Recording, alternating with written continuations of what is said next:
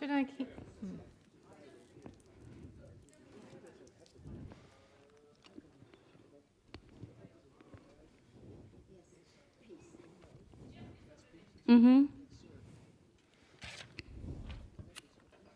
Wow, that's quite loud. Okay. Hello, everyone. Welcome back. If you're standing outside, now's your moment to come into the room. I can't believe we've arrived at the last quarter of our incredible two-day conference, but here we are, feeling energized, feeling empowered, feeling like we have friends around the world. It's a beautiful feeling. This part of the conference is focused on the Tallinn Declaration, and here to support us is this amazing group of people. But of course, everyone else is also going to participate in the process of developing the Tallinn Declaration. Is everyone happy with that? You're comfortable? You like the idea? You think it's terrible? You're happy? Okay, great. Okay, so I wonder if we just want to introduce our names before we get going so that you know who's sitting here at least. Go ahead. Hello, I'm Pauli Kossila, doctor from Finland. Excellent. My name is Meike ter Horst from the Netherlands. I'm a lawyer. Yes. Ossi Tihonen from Finland. I'm a political party chairman. Excellent. Reggie Littlejohn, lawyer from the United States. Excellent. Alexandra Henry and Code from France. Martin Fornero from the Netherlands, a scientist. Sebastian Lukomski from Poland and the UK. Tess Laurie, I'm a doctor and researcher and co-founder of World Council for Health based in the United Kingdom. Excellent, thank you. So everyone, you might have received a copy of this postcard, right? Remember, way back when, on day one, which was yesterday. And it includes the principles of the Better Way, which are going to guide us through this conversation to arrive at the Tallinn Declaration, right? So if you do have it, we act in honor and do no harm. Of course, you've got the translation on the banner there. We have free will. We are part of nature. Spirituality is integral to our well-being. We use technology with discernment. We value different perspectives, and we thrive together. So those are the 7 principles. And of course, the foundational one, we don't tolerate the violation of rights and freedoms, nor profit, power, and influence coming before the well-being of people and the earth. Makes sense. I think it's something we can all agree on, so we already agreed on something, which is great. Just like, yeah, absolutely. Great. Does anyone else want? Yeah? Should we pass it back? Thank you so much. So, with that being said, there were a lot of action items that came through our workshop today. And some of those action items are going to feed into the declaration. By the way, my name is Shabnam Pelesa Mohammed. Forgot to say that. Activist, journalist, lawyer from South Africa. And so we will pull through the action items into the declaration. Declarations also have a particular look and feel, right? As you know, they sound in a particular way. But we don't have to stick to the rules. That doesn't always work for us. So we also want to be innovative. We want to be creative in how we write this declaration. So we'll share the outline with you, and then we'll open up the floor to content that, did I dislodge this? Okay.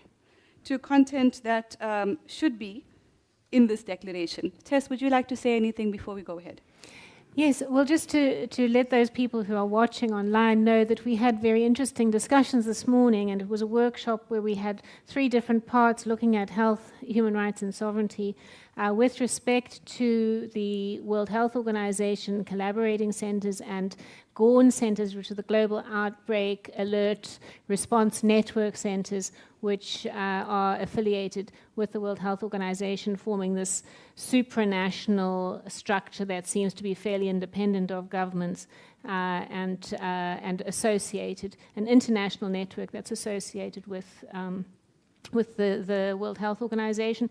And then we heard about the legal and lawful aspects of the WHO pandemic treaties and the amendments to the international health regulations, and what can be done by countries and individuals who are not in favor of this concentration of power, central concentration of power. And then we heard about the influence of this digital ID, this rampant push to digital ID and central bank digital currencies, and the threat to our individual sovereignty that these unregulated technologies pose. So these are the discussions that are going to inform the declaration, as well as the information you would have received yesterday watching online about the impact of the COVID health crisis on health and sovereignty worldwide. Mm-hmm. So I'm going to type as we go along as best we can, okay? But we may not finalize it today. That's okay. We'll be doing the groundwork together, and that's what's important. So this is a basic overview, the Tallinn Declaration for Health, Human Rights, and Sovereignty. We will write an introduction that may happen later once we've seen all of the content and we have that context. The content is health first, so health articles and health actions. You'll understand in a second what articles are. Next, human rights law, again, articles and actions, and the actions will come largely from what we've discussed and written down there. And then socioeconomics, articles and actions. We want to keep it as concise as possible so that people who read it actually get to the end. And as simple as language as possible. We're talking to everyone. We're not writing legalese. You know how much we enjoy that kind of stuff. So, and then there's a conclusion. Again, that will be written at the end of the process once we've worked with the content. So, for example, and this is a draft on the human rights law, articles and actions, more articles and actions. So this is what it looks like. Preamble, aware of the erosion of rights, especially during crises worldwide, we reaffirm that life, dignity, free speech, health, freedom, and peace must prevail over corporate colonization and technocratic control. All right? Then we move on to Article 2, and we get quite specific. Limits on emergency powers. While states may respond to imminent threats only with public consent, emergency powers must be proportional to the specific threat, limited in time with automatic expiration, and subject to judicial and legislative review. These are protection mechanisms. Certain rights remain absolute and inviolable, such as freedom of thought, informed medical consent, and protection from cruel or inhumane treatment. Article 3, rejection of coercive governance. We oppose medical mandates that violate bodily autonomy, corporate indemnity that places profit over people, and censorship disguised as misinformation policy. Science must remain open to debate, and dissent must be protected in the law. Article 4, transparency and accountability. All agreements between people, governments, and private entities, for example, pharmaceutical or weapons procurement contracts, must be public. Secrecy enables corruption, and it undermines democracy. Article 5, international treaties must not override national constitutions or public consent. Treaty ratification remains a critical democratic tool and must be used to reject harmful agreements. Last but not least, a call to action. We urge people and governments to review and limit emergency laws, to establish independent commissions to investigate rights violations, and to strengthen local resilience and democratic participation. Power must remain with the people and their elected representatives, not handed to unelected institutions or corporate partnerships. As concisely as possible. A draft, yeah?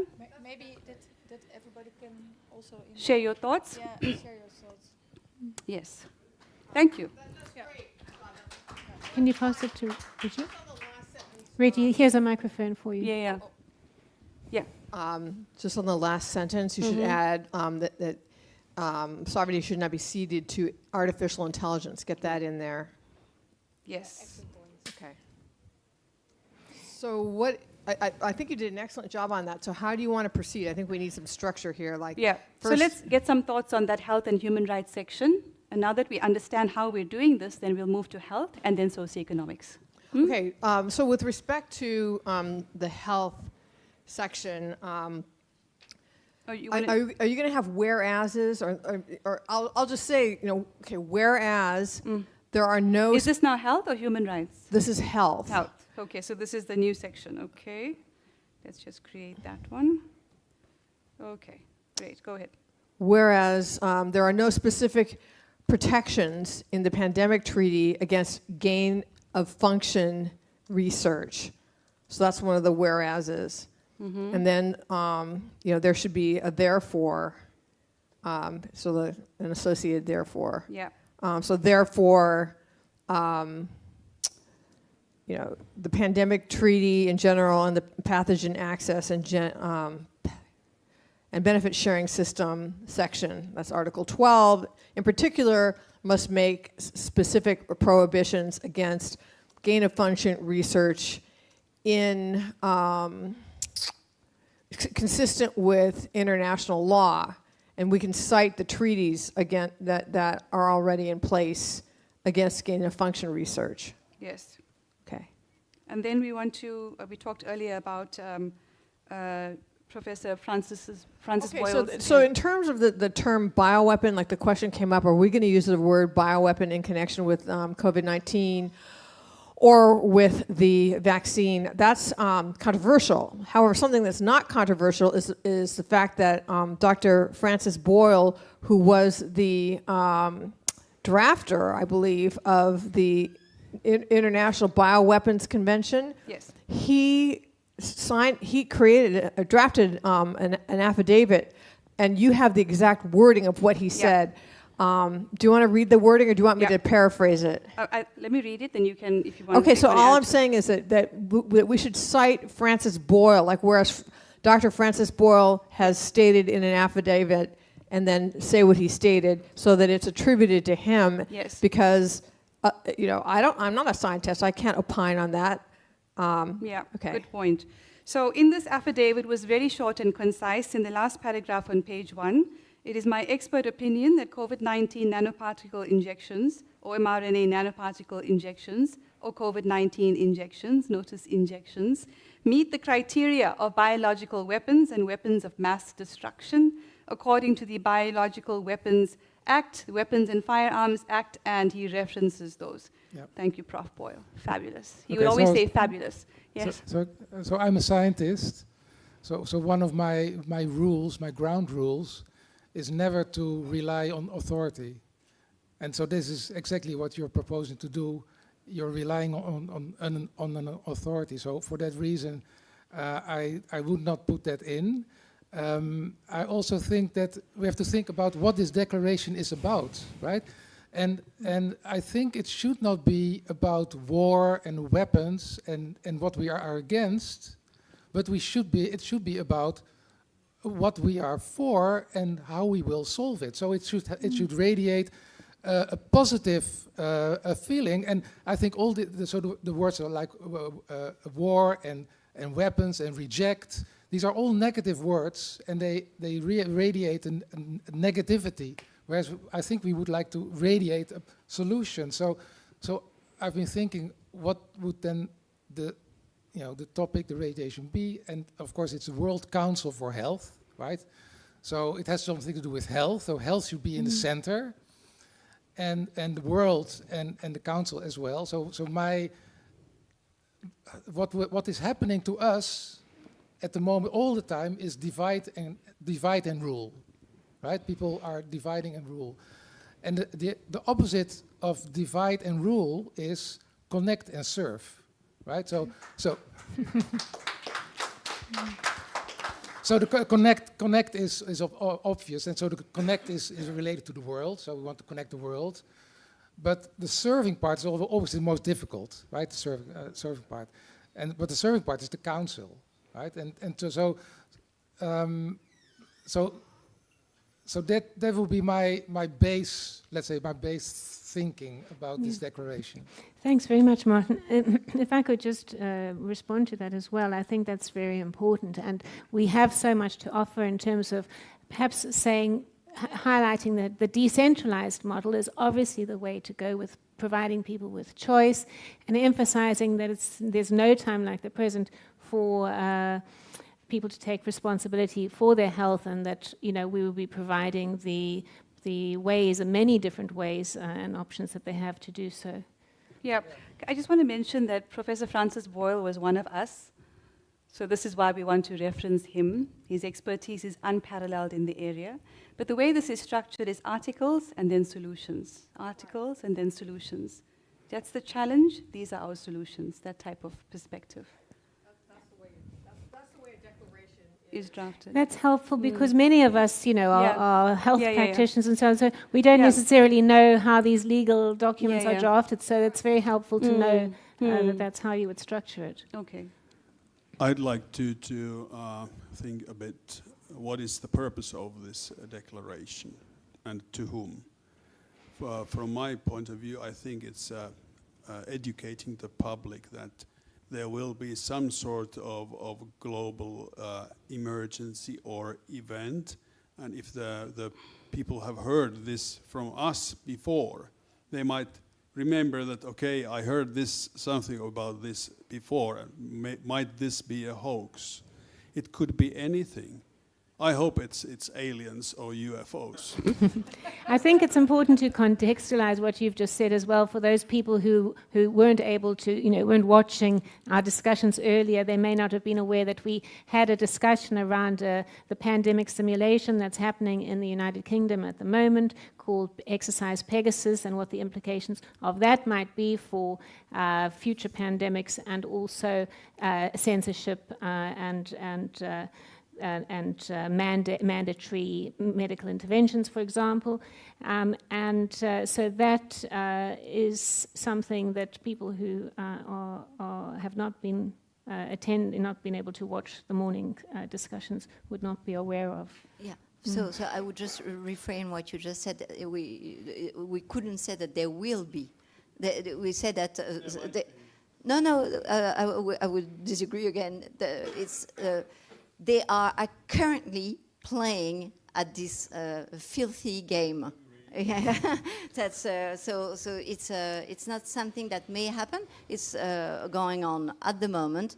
I believe it is going on in the United Kingdom, to some respect in France as well, where there have been warning hospitals that they would welcome between 100,000 to 500,000. So we are talking of 500,000 injured people by 2026. So we are talking of a reality of technocratic reality, that is to say that they are sending out these messages.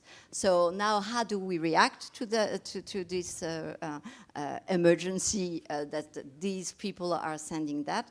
Do we react like saying, oh, we need to panic, or do we react by, oh, this is a scam, this is a hoax, we've lived that already?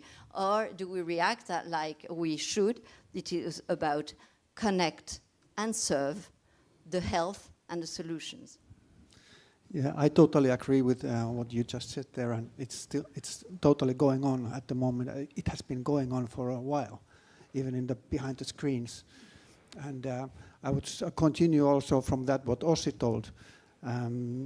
People seem to think that in many things that ignorance is a bliss. That's even a way to say things. But I totally disagree with that when it comes to the health and human rights. You have to be aware of things and get information about things, and then you will be blissful. There will be pain when you get to learn to know about things, but then along that you will gain the knowledge about things, and then that will bring the peace of mind and also the peace of health. And nowadays there's so much misinformation and disinformation going on about all the issues, and we can't trust the mainstream media at all, so people need to dig out their own information. Well, not own information, but dig out the information for themselves. And that's really one thing what I would urge people to do, to start actively digging out information when it's still available. Yeah, I can totally agree to that. And I think like we have to defend free speech, and that we want debate from both sides, not just one message, because we're capable to think ourselves.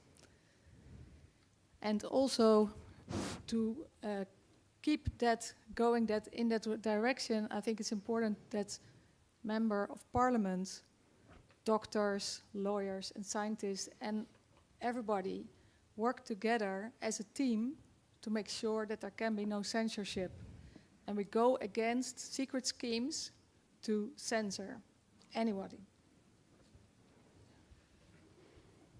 If I may just continue to this, because I have been in politics for quite a long time on local level, and I know plenty of politicians, MPs and so on.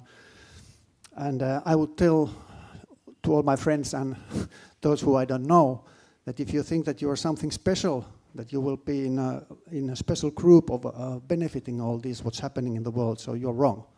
You're just a piece of tool what are being used, and then when you're not there, you're useless, and you're just one of us. So please do your best to be on our side. Important.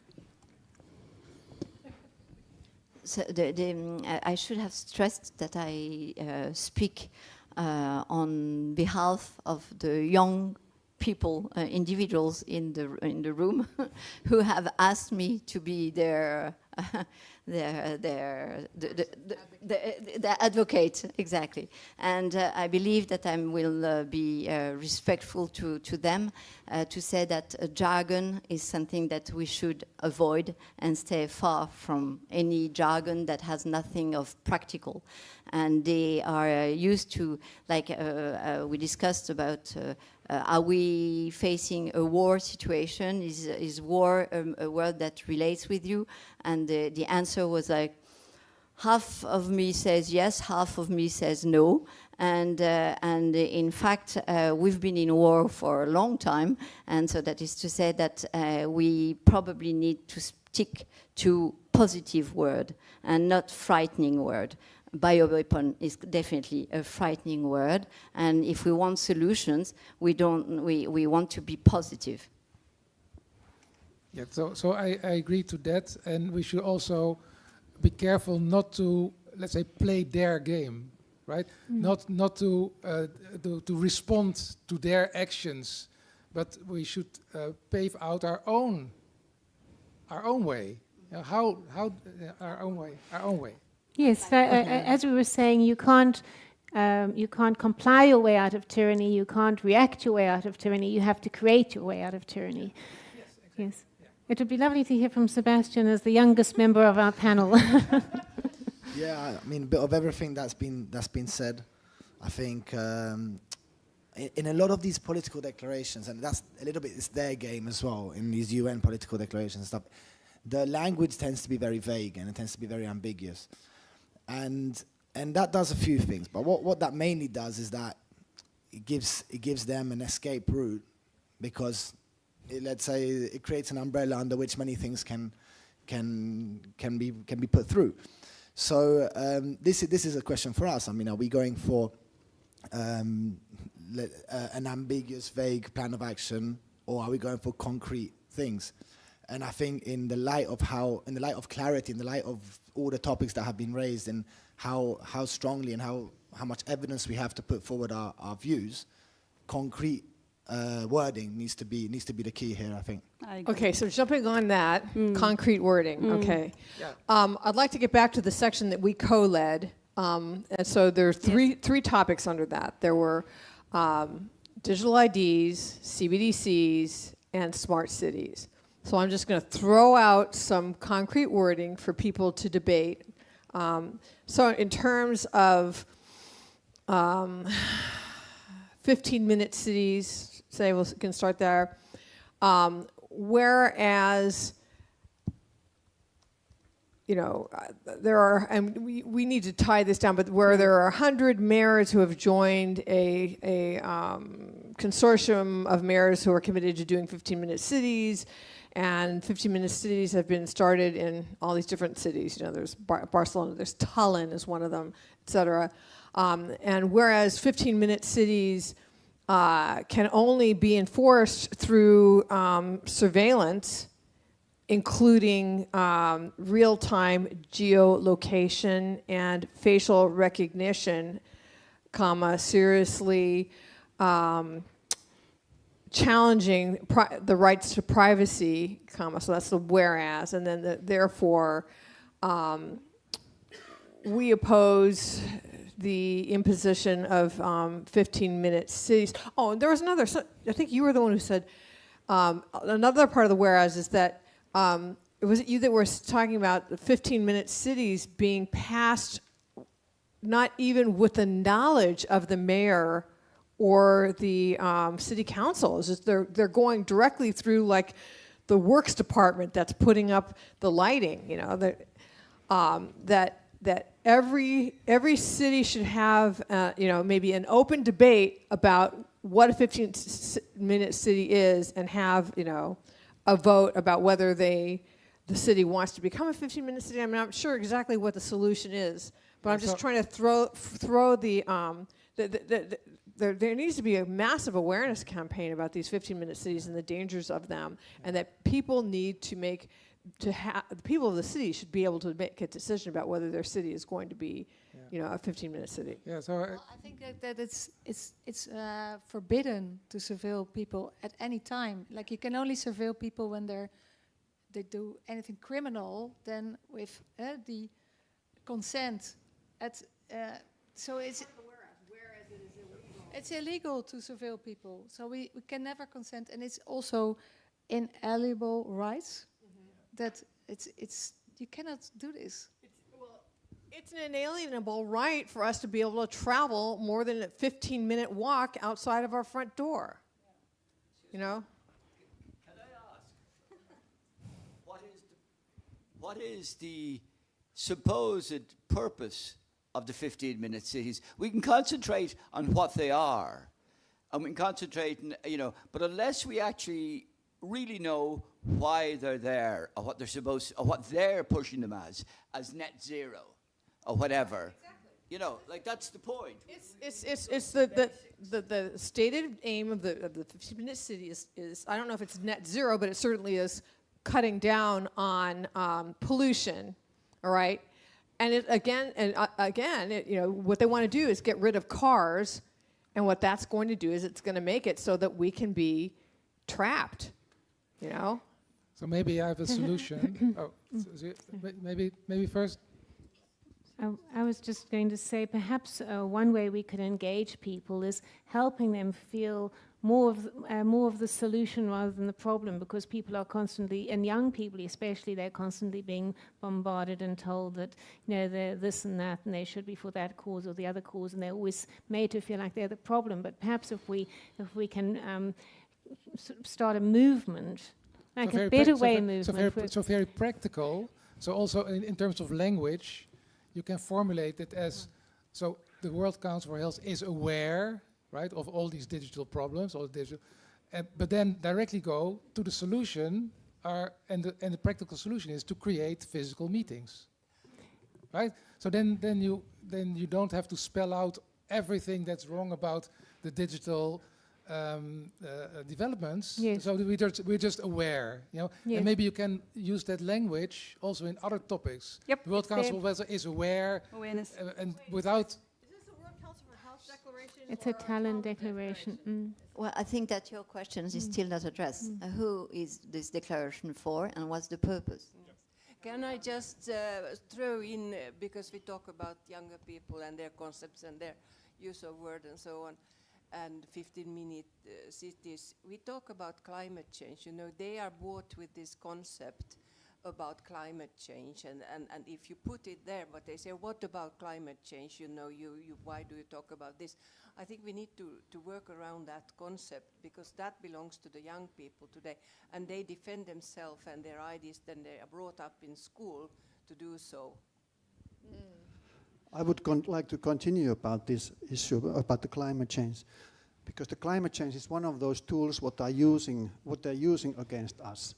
Yes. It's kind of created for that. That when you talk about CO2 emissions, so you can basically justify everything based on that, all the restrictions. And when you really look to the science doesn't support that. That's not. It's simply just not true. Right. Climate change, CO2-based climate change, it's such a huge hoax. And I would urge all the people to find out themselves about this. And then when we get the bottom of this fat lie away, and people realize and they've been lied to, then all the 15-minute cities and all this other BS will fade away by itself. Where does climate change fit? Under health, human rights, sovereignty, socioeconomics? I mean, it's everything. Well, Yeah. I mean, we were connecting it to the 15-minute cities, and you know, I just want to comment on what you were saying. So, in the schools, you were saying that they're being fed climate change. My daughter came home from a public school in Maryland, high school, and she said, "Oh, climate change is, you know, it's going to kill us all." And I said, "You know what? That's really controversial." And then I took my computer and I just said, let's do a search. Climate change junk science. That was the search, all right? Hundreds, at least dozens, but I think pages and pages came up.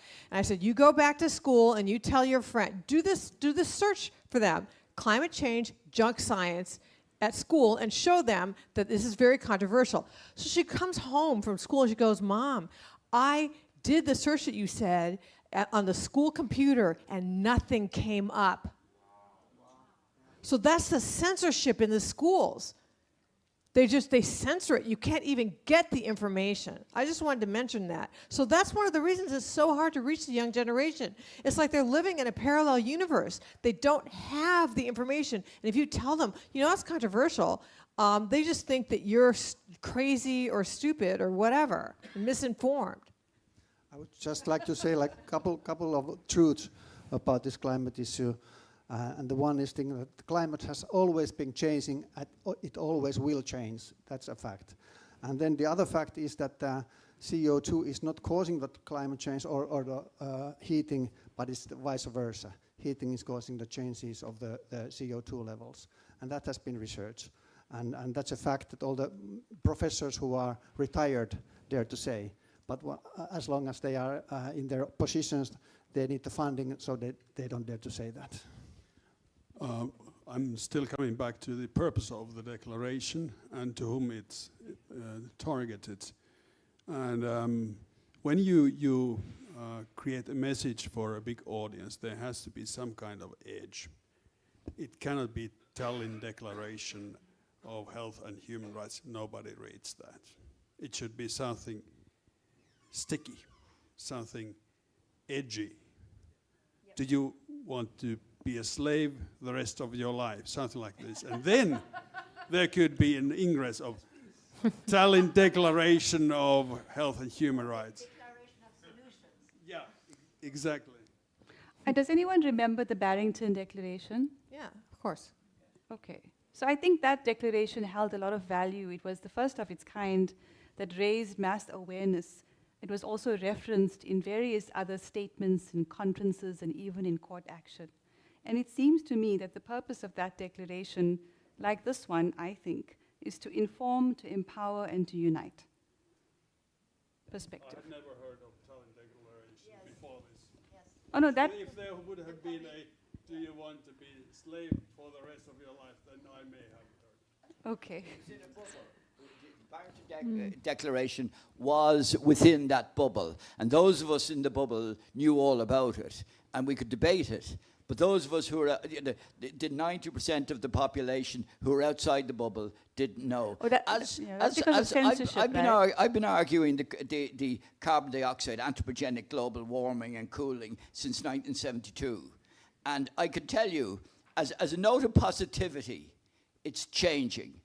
For 30, 40 years, I couldn't say that anthropogenic global cooling as they started off. Back in the 70s, they were telling us we were heading into an ice age. Then and then from 79 on, they told us, oh, the world isn't working the way they said it was working, and it's going to cool. And I was in college during all this time, and I was arguing, this is a load of bullshit. And then I was arguing with people, I argued with Michael D. Higgins, the president of Ireland, over this back in the 70s. So what I'm saying to you is, I couldn't get traction during the 70s, the 80s, the 90s, and the 2010s. But in the last 10 years, I'm getting traction.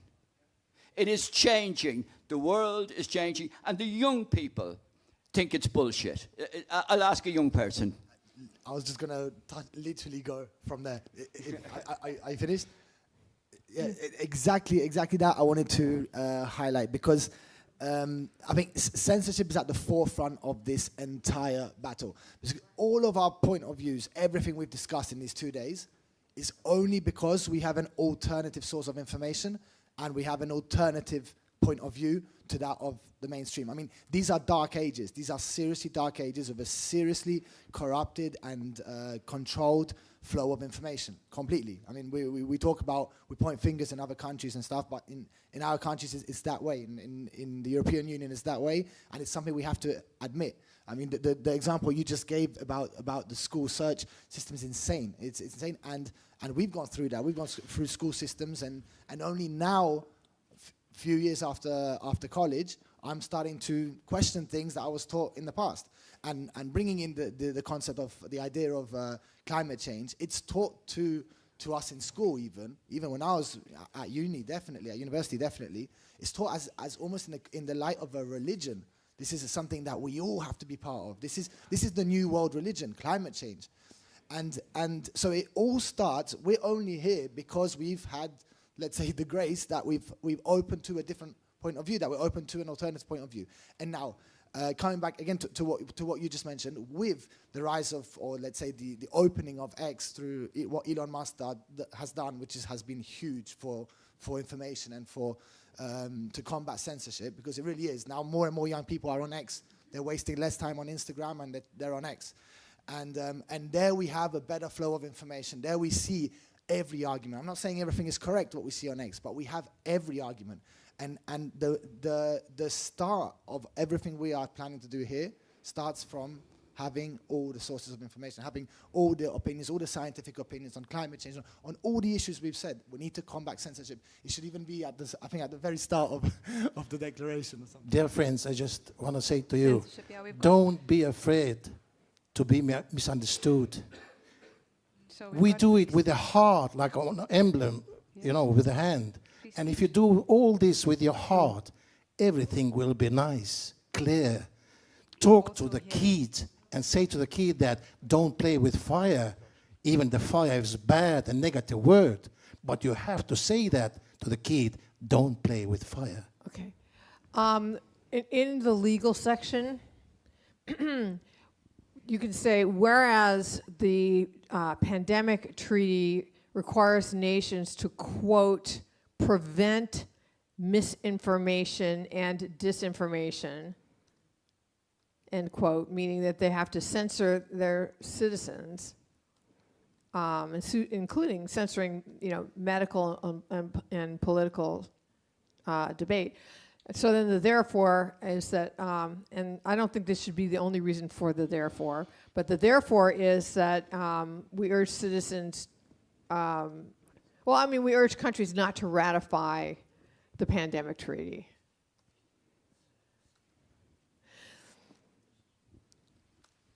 And I want to say something else. I guess this would be under the health section. No, I know what to say. Hey, you. He's so funny. No, I think his question hasn't been answered, and the first question we should first. Yeah, but this is quick. Okay, so in the health section, whereas the pathogen access and benefit sharing system, that's Article 12 of the Pandemic Treaty, greatly increases the chances of lab leaks and bioterrorist attacks. Therefore, and that would be another reason not, you know, not to ratify the treaty, but then also to not to ratify. I mean, I don't know what the solution is. I mean, we shouldn't have a pathogen access and benefit sharing system. No, so we can't fix it. Yeah, it can't be fixed. Yeah, so we need to jettison the PAB system. Exactly. But I think what we are seeing is a slight sort of well, we're not really identifying the target audience, because on one hand, if we're talking about guidance on not ratifying the treaty. We're speaking to governments, aren't we? No, also the public. Whereas, well, the public don't necessarily have any say in ratifying the treaty. They do in legislation, they just don't know about it. So this will help them to understand that you have a role in treaty ratification. So we want them to ask, they need to motivate their representatives to not to ratify. Decision makers are original citizens too. And I think the purpose of this declaration should be to find people that are not in our bubble, to someone who are outside of our bubble, to wake them up, to start them thinking. We could, I've done marketing my whole life, and with quite a big success, I think. So we could try something very different. For example, let's have a beauty contest of misinformation. And some young, beautiful woman there. I think that at least a billion men would read this. I think Sinja would win that hands down. How about some middle-aged, beautiful women? Yes. I mean, I think that I love the misinformation beauty contest. I think everybody here should be a contestant, including you. Mm-hmm. Mr. Information. I don't know if I help you with your question, which is critical. Who are we reaching out and how? But I would propose the declaration of alternative health defense. And I would suggest that at the very top of the document we have the target audience, or we don't need to call it a target audience, but the audience who we're addressing the document to, and also who is involved in comprising it. So I think we should say, it should be where it came from, who contributed to it, and the meeting, so that it's clear. If this is targeted to the decision makers and governments, then it could be something like this. That it could be to anyone. Alternative health defense is to the people, to the government, to the medical doctors who are still at the 10th dose shot on the elderly. Would I read it?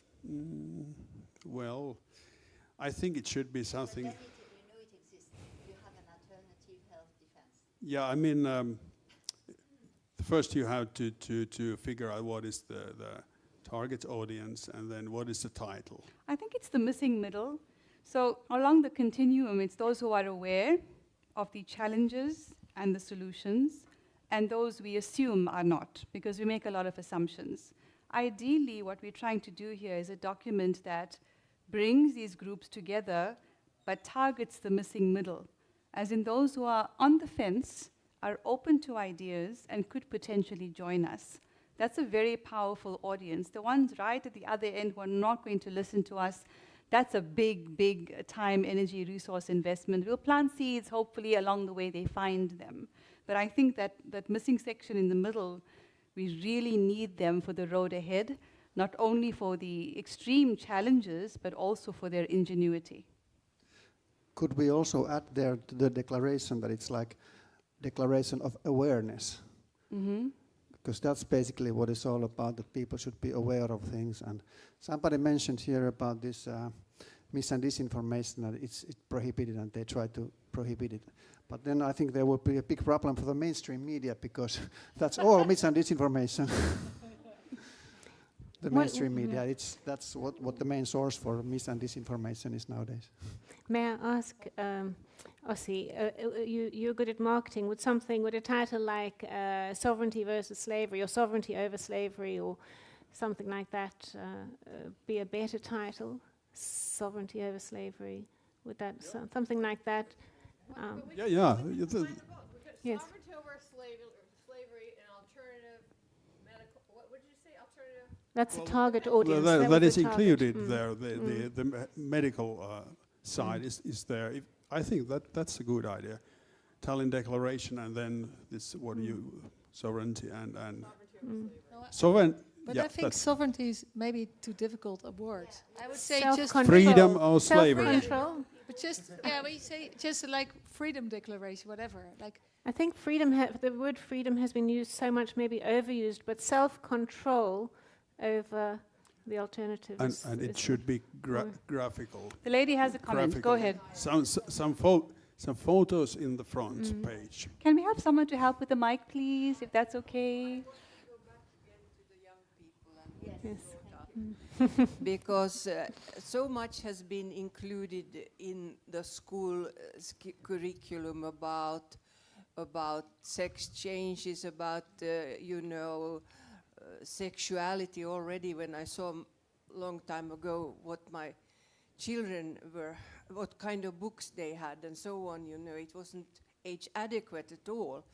But so I think that this, as I see it, could be really that it should be included in the material that children reach and get in the schools, and it should be written in such a way that it's for them, it's for the next generation, not for us who have all these words and so on. So we should aim, as so many other groups have aimed to manipulate children. We should go back and try to get awareness into children.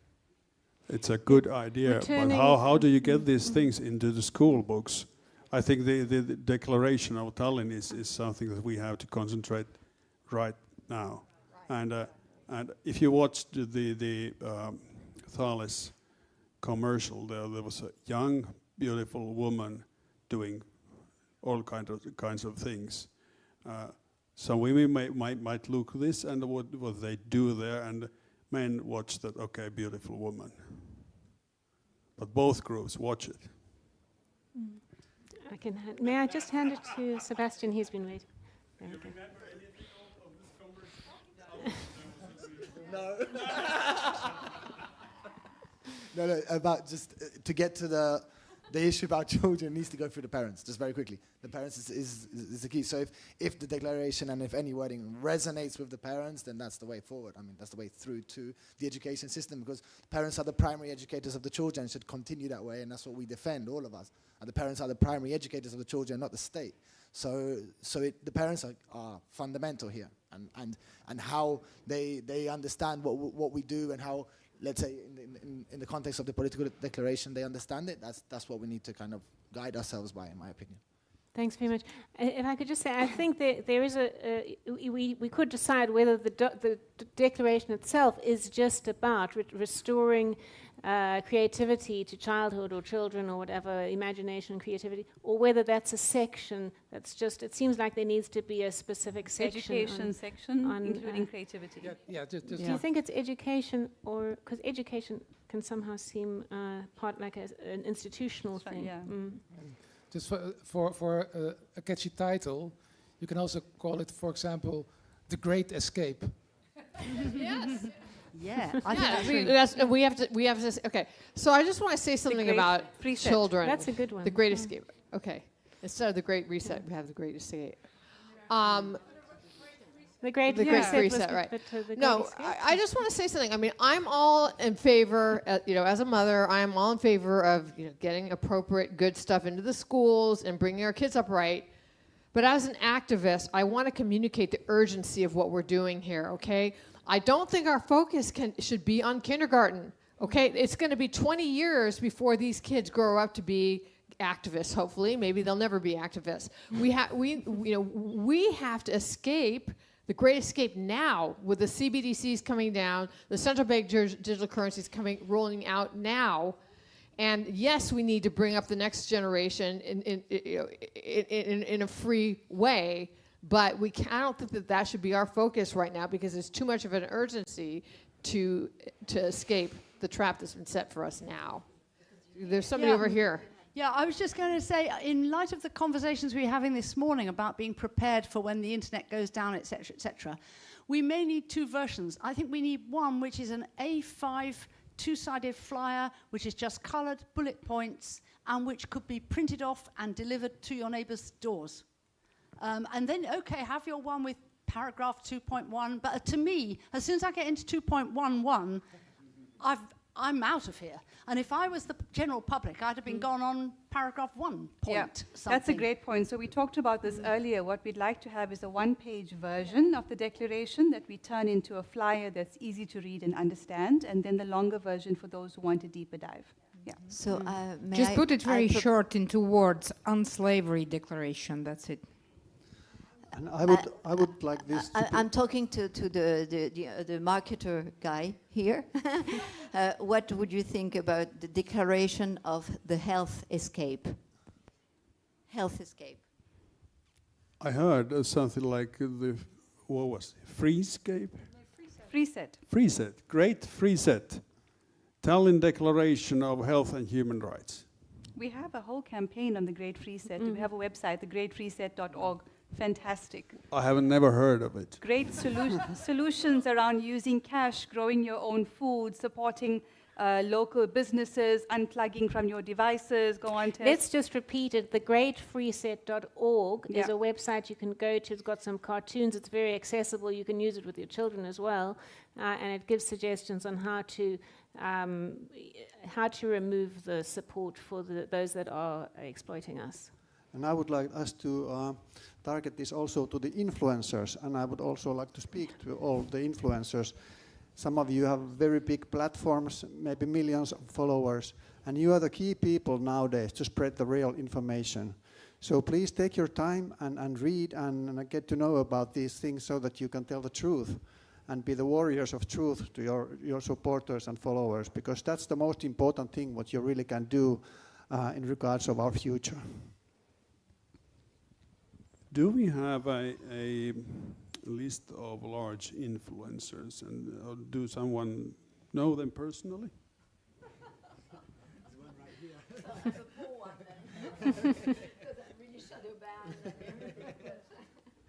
So this is the Great Reset website, the Great Reset, and you'll see the first one, Escape the Digital Dungeon, and within each of these challenges, there's levels, you know, so ditch your phone for a day, or ditch your phone for a week, that type of thing. Shop small for a big change, it's our cash, use it or lose it. Beautiful cartoons there from Anne Gibbons. It's beautiful. It's time to break up your relationship with fake food. Fiat currencies, know the risks.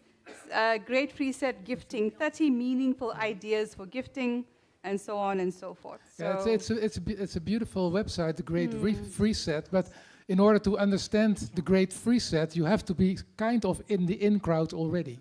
Yeah. So that is the so therefore, I would say the Great Escape is more catchy in my view. Yeah. I also like this sovereignty or slavery. Yeah. Well, or we could say escape from the digital gulag. Escape, you know, no, really. But gulag, that wouldn't necessarily resonate with younger people or a range of people, I would think. Well, escape from the clown world. We really are living in a clown world now, I think, and basically what we are talking about is truth. We are missing the truth about many things, and that's the big problem, and also common sense. So I think I can understand that we really have to be debating about issues like how many genders there are, really.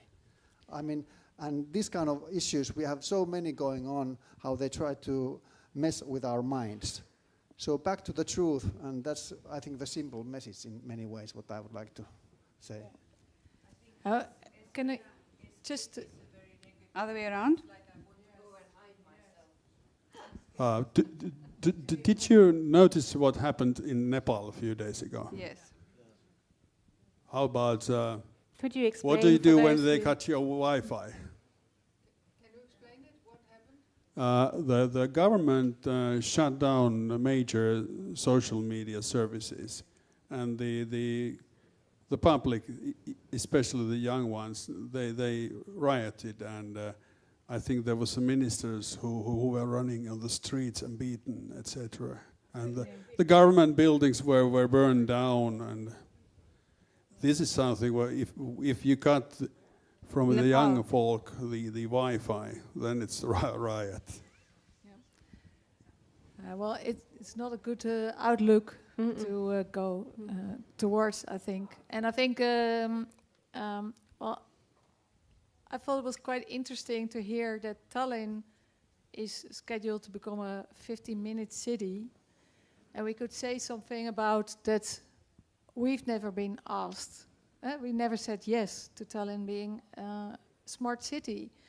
And that we want to remain, be free and be able to express our own thoughts, do what we want.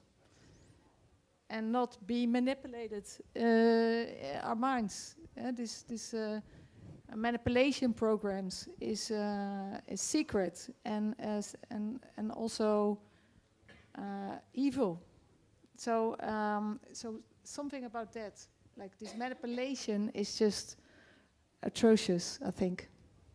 So perhaps what we could do is attempt to create a draft today, but we can't possibly finalize it. And this process is very healthy, it's constructive, it's important.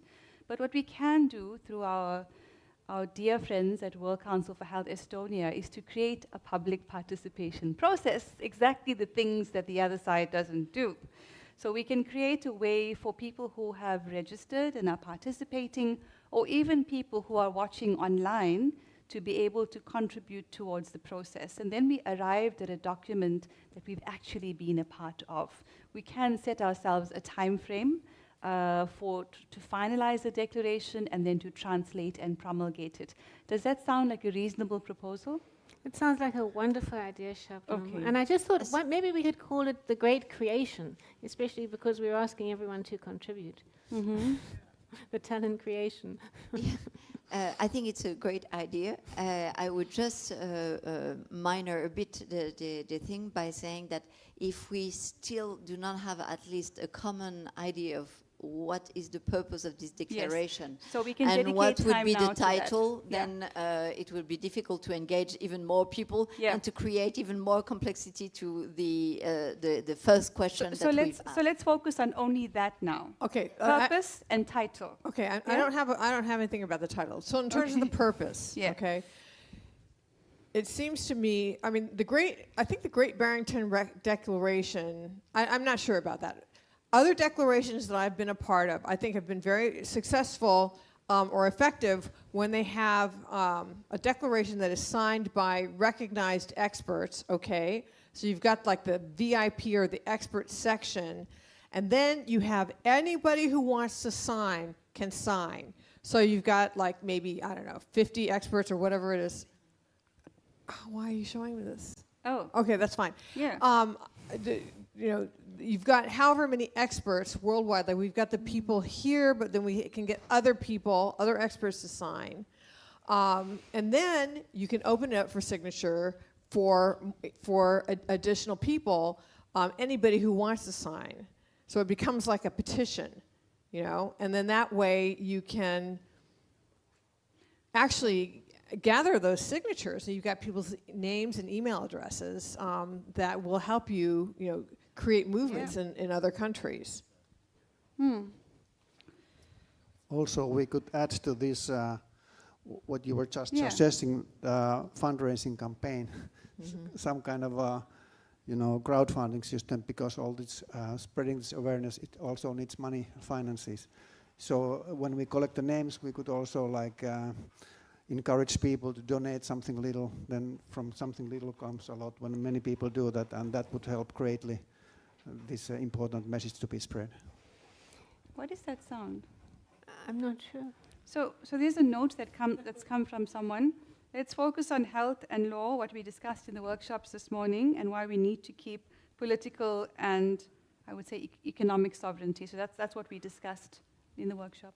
So that's a contribution. I mean, okay, so we got to talk about CBDCs and digital IDs. So, but we're going to come back. But what we're going to come back to do is the title and the purpose. When we agree on that, I think the rest will be easier. You know. But I agree with you on that, because I agree with Sebastian as well. We've got to be very specific. Yeah? Mm-hmm. How about the Tallinn Declaration co-creating a better way for the children, or something like that? For all of us, for the future. It's for us, because co-creating a better way, just simple like that. Yeah. And could we avoid these jargon words that young people don't relate to? So typically, sovereignty of or human rights. They don't. Yeah. They've expired. What about? I don't know. I think it depends on the context and where we come from. For us, the culture of human rights where I come from is in every part of our lives. So young people where I'm from are passionate about human rights, and they talk about it, and they live it, and they advocate for it. So it's lived experience, I think. I think marketing here comes in quite handy as well, because, for example, we tried out on an organization which is fundamentally based on fundraising. We live off that. It's the way you communicate it, and yes. it communicates. It resounds better to a younger person. It could have an effect on your financial freedom. They're going to tell you what you can do and you can't do with your money. Simple, like direct. What it is, what are the consequences, and yeah, the wording around it doesn't have the same effect. It doesn't carry but this the is same not an weight. email newsletter. I It's a declaration. I understand completely. Yeah. But I'm coming at just to something in the middle. Yeah, like freedom is more palatable than sovereignty. Definitely. Yeah. What about just a declaration of normal life? But I think That if would you be have revolutionary. If you have Normal life. co-creating a better way, everybody can relate to a better way because it's relative to where you are right now. So it's a better way for whoever you are, wherever you're at, rather than sort of defining it.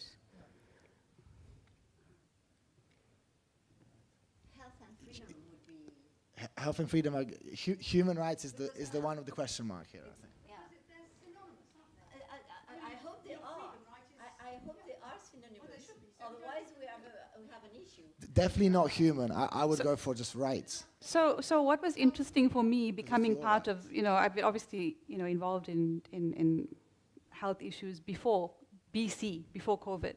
But when I entered the health freedom space formally, what was interesting for me was this sort of hesitancy on words like human rights and activism. It took a long time to help people understand that health is a human right. And activism is what we do to change the world.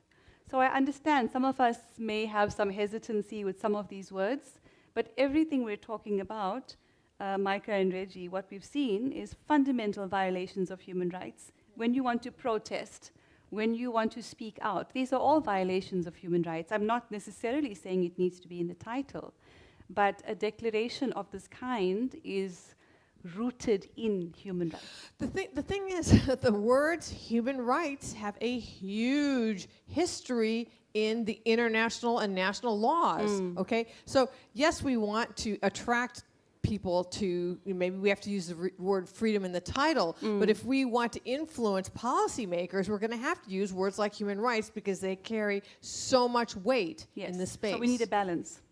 Well, we can do both. Yeah. In other words, we can have a title that says freedom, and then we can have reference human rights in the document itself. Right.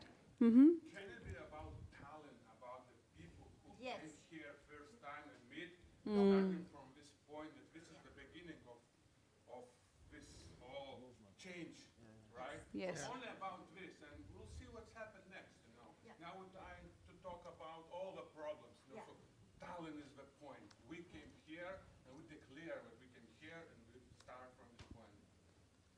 We do the exact contrary that they do, in fact, because we are luckily here, hic et nunc would say the Latin, we are here and now. So I agree with you that there is a momentum at the moment that we live, and of course we would love to address many issues of many things that go wrong, but to start with, Tallinn welcome us, we need to give back some declaration. How do you formulate this? Any other ideas? What are we talking about?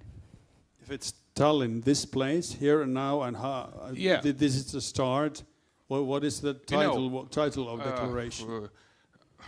Well, a suggestion, this declaration arises from a health and human rights conference. The problem was already attacking of this event itself, so we need to think about this, that we fight and we survived, in the hotel and everything.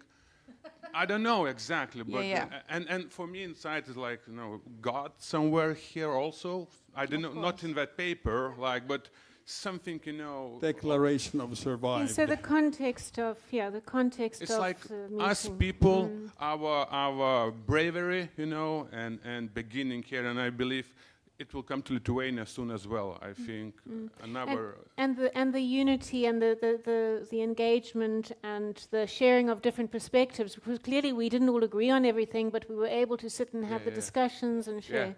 So this is the declaration to continue and be bigger, stronger, and so on. Thank you. So actually, that's a more humble way to present it. And I'm just still trying to find the edge. What is the title that gets people outside of our bubble to read even further? Are you saying time out? Successful discussion. Okay, the gentleman at the back is contributing something to someone. Okay. I have a question. How many here are from Tallinn? Raise your hand if you're from Tallinn. All right, there's five people from Tallinn. 6. Okay, all the rest of us are not from Tallinn. All the rest of us are not from Tallinn.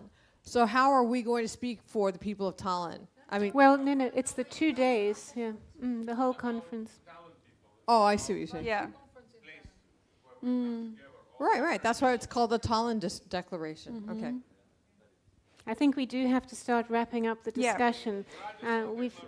We've had such valuable input. That's not a bad idea. If I could just suggest, Shabnam, and I think you suggested it earlier, but just to reiterate, we would like to engage the broader group and those who weren't able to perhaps contribute now, the people who've been involved in the conference. So let's keep this conversation going, and we'll review. And shall we agree to send a draft to everybody who's been engaged in the conference for feedback and input, and then.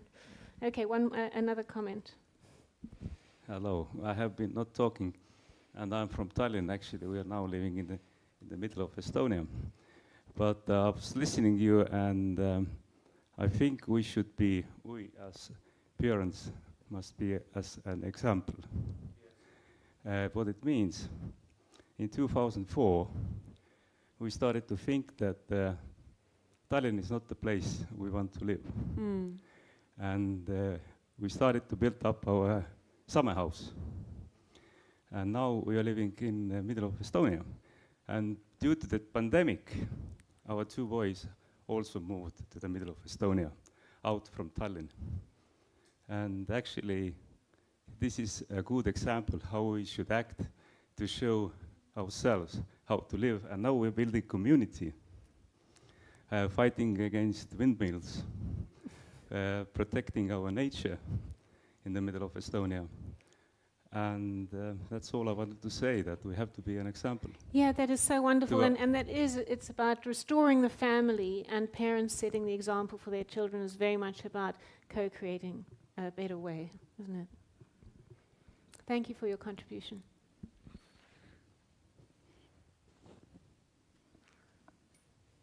So, do we need another 15 minutes, or shall we summarize our plan of action?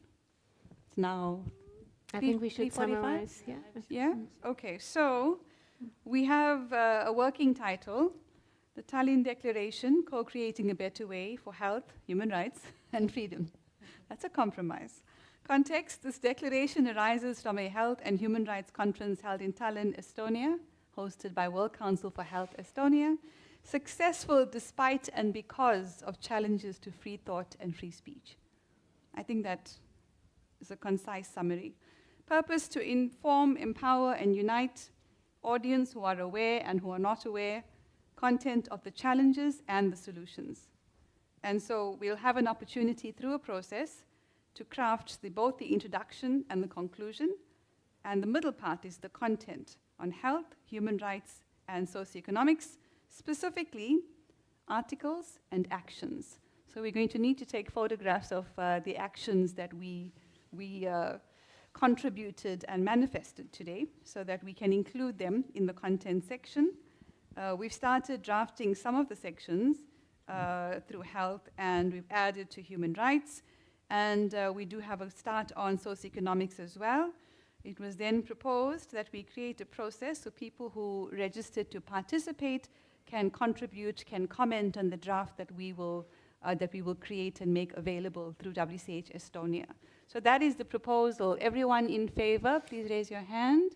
Yes, may I just add one thing? I just had an idea, because just in terms of the target audience, how do we convey who we're trying to reach, given that there's, but it's people, isn't it? So perhaps we could just say the target audience is as many human hearts as possible. So at the top there, this is not for publishing. This is just notes, so it's highlighted in yellow for us. I know, but I think we should include who we're trying to reach. In the process? Yes, in the document. I think it should be who the document is for. Yeah, I think we sort of all agreed that it would be, before even the title, who was the audience. So do we need to discuss that now? Yeah, I think putting it as human hearts is quite a nice way, because then it's do you have a human heart or not? Are you with us as human beings? Are we talking to someone, or are we talking to ourselves? Do we send this to some government institution, or it's for us? It's for people. It has to be for people, and we need to write it. Yeah, but I think like it needs to be very short. Like we can make a basic document to think through our think process, but the document itself, especially if we want to reach out to young people, needs to be very short. I know somebody who worked with a company and had like a bit like the Better Way, just simple text, freedom, free thought, no censorship, whatever, but simple, because people don't want to read long language they cannot follow. And also about like this clip that on the Lucy. It could be linked, this document, to some material. No, but like, I think like we should. Yeah, we could make a TikTok movie, a short clip about this Lucy part. About, maybe.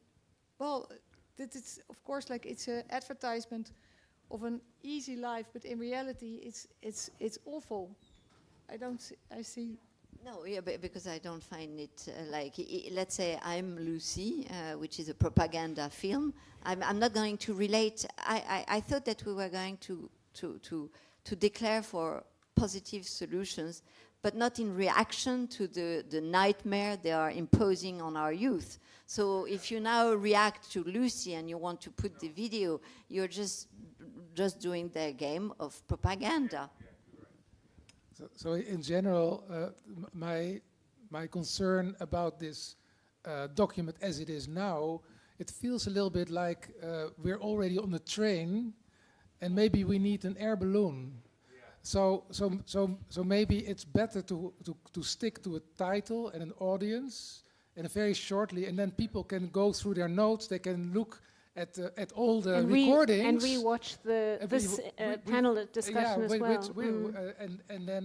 And then come up with feedback. Yep. That's what I was just going to say, because we've had a lot of discussion about not having articles and solutions like this. The whole bullet point of articles makes it into a political, legalistic document, which obviously you're a lawyer, but I think we're trying to get hearts, aren't we? So I would not put it in that format at all, any of it. I just have, just in our own minds, our bullet points. I think CTC's, it's got to come in. And actually, some little reminder about COVID. I know we don't want to hark back on awful, but actually, lockdown, lunacy, little just examples to get people to think, we don't want to go there again. What would we do? We will not comply. I think there should be still to be the edge, because when yesterday I put on the Facebook of this conference, there were several people who thought that this was WHO conference. So I would very much like that it should be an edgy, clear, simple language, nothing like a legal document. Just a question. Yes.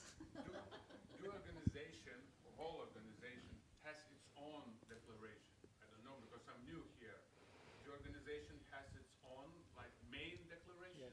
It has the 7 principles of the better way. It's just it doesn't have a declaration. So, for example, if there will be another this conference, let's say in Lithuania and Vilnius, yeah, we can have Vilnius declaration. Then we can have another city declaration. It supports city people, young people, older. And then you can have the main declaration in some time, in a couple years maybe, I don't know. So just an idea how it can develop, you know. That is a great idea. Should we take a vote on the, okay, 10-minute pause. Okay, we've asked if we could take a 10-minute pause. And what happens after that? And then we will continue. 10 minutes and then we will Should we take a 10-minute break, or do we want to do the vote now and wrap it up? 10-minute break and come back? Break. Okay. Coffee. 10 minutes. Because earlier on 5 became 15, so 10 is 20. I don't know.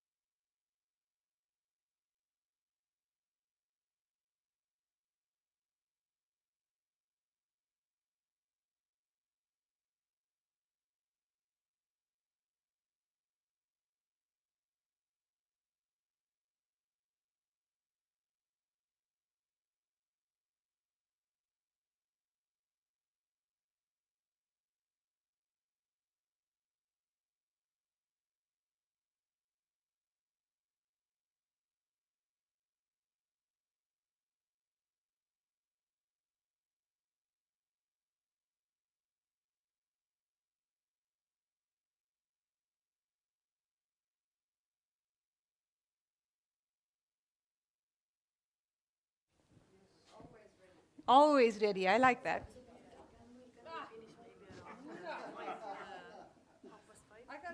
Yeah. Yeah, that's perfect. That's perfect. You're perfect. Yes.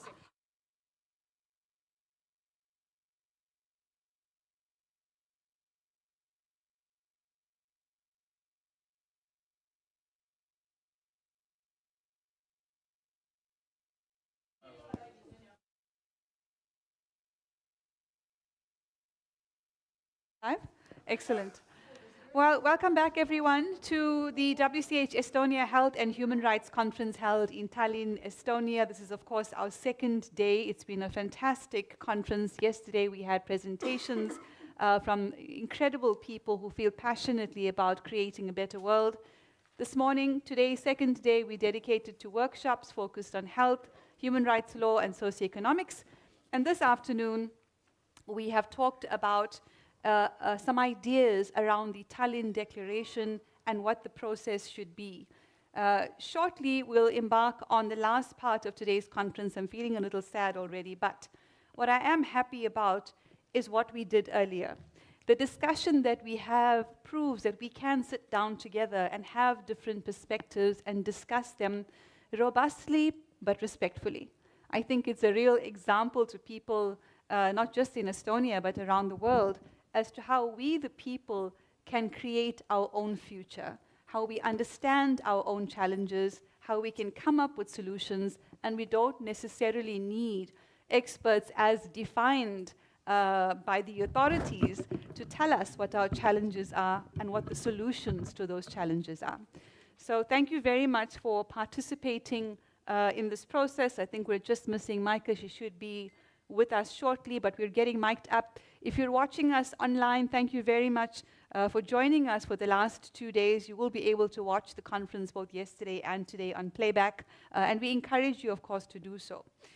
With regards to the last session that we've had on the Tallinn Declaration, we've done some good work in talking not only about the title and the subtitle, which is important. The framing of the document is very important, but also about the context that it arises from this conference and our thoughts on what the purpose of this document would be.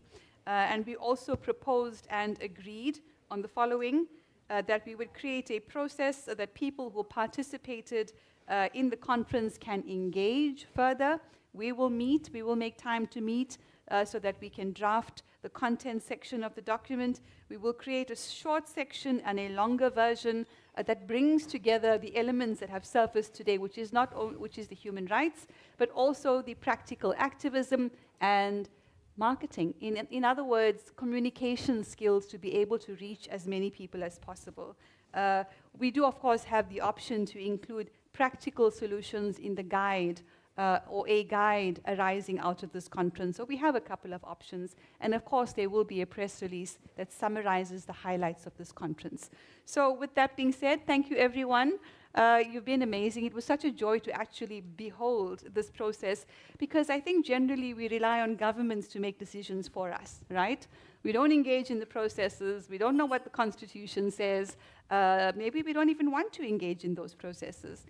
But how beautiful it is to be able to feel empowered enough to be heard, to speak, and to make decisions. I think that's beautiful. So we're going to move on from this part of this afternoon for the next hour, and we'll be talking about essentially highlights and reflections from the workshop this morning. Anything you didn't get a chance to say, but then later on thought, oh, I really should have mentioned that.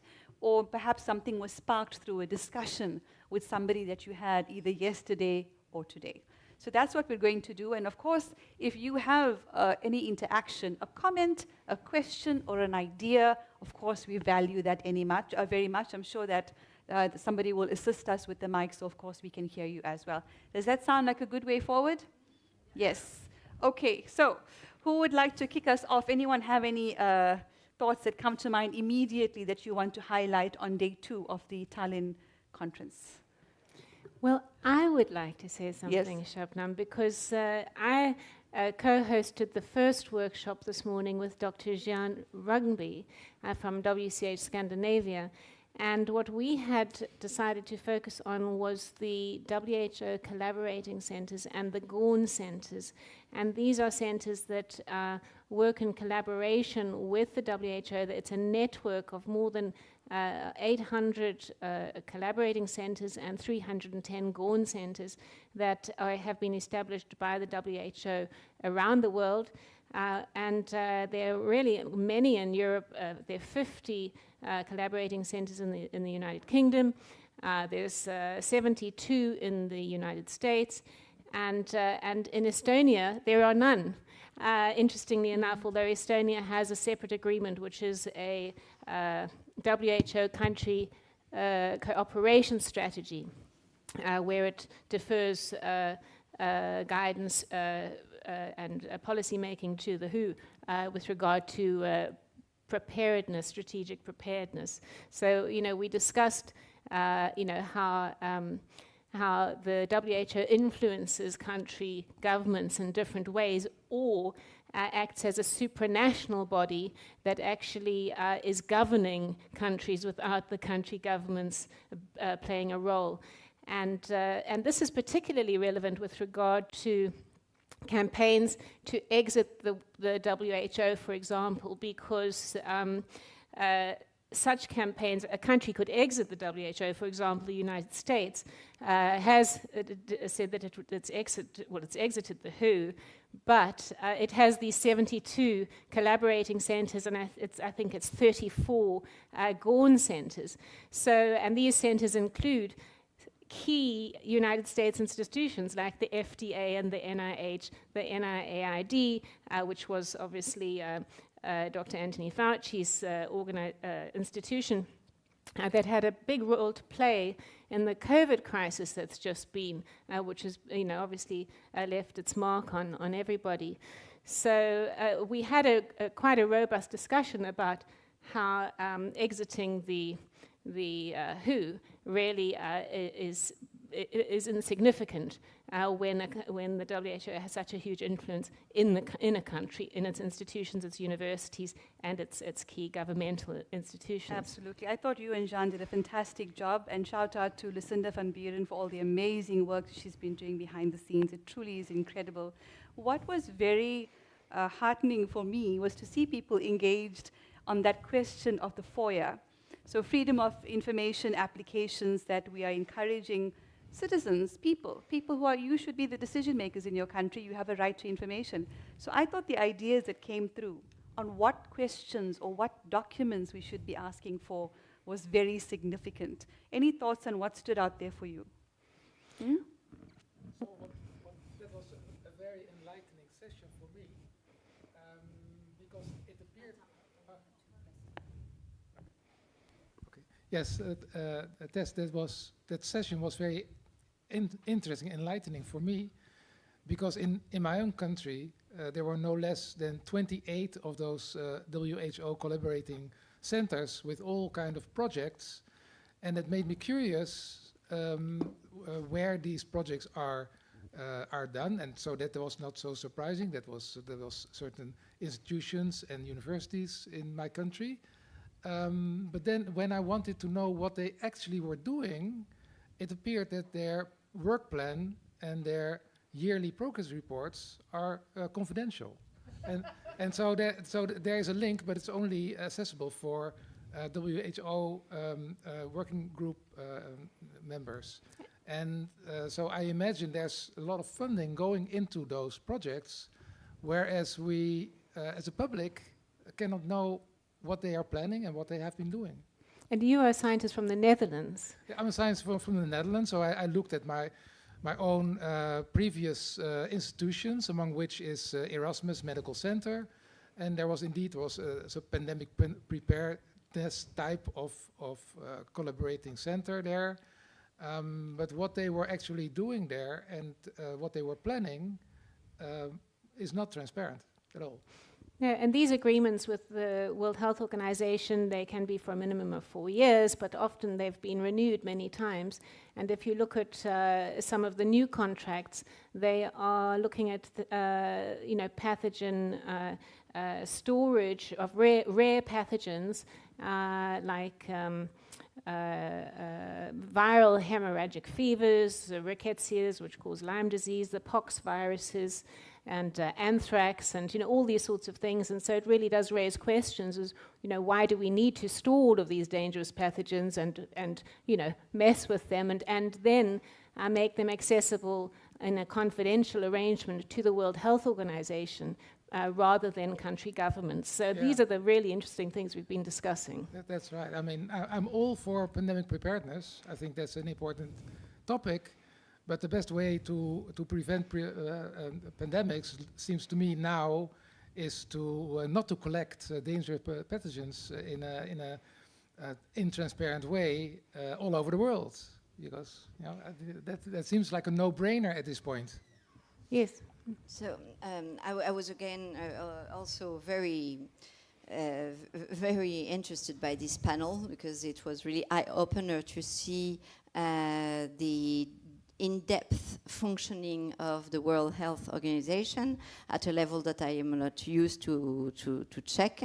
And what was terrible to me was that it was actually completely unscientific, in the sense that I did the same, we reacted the same way, which was, let's see the results, or let's see their current plan, or the details, and we couldn't have access to that. So that is to say that we were under the strong idea that there is an urgent need for a separation between science and politics, science and government. So there is something that doesn't go right, and typically when the politics are influencing the science to the point that the World Health Organization, pretendedly to be for the people, doesn't give access to their ongoing research. So that was one point. Yeah. So in France, of course, we have the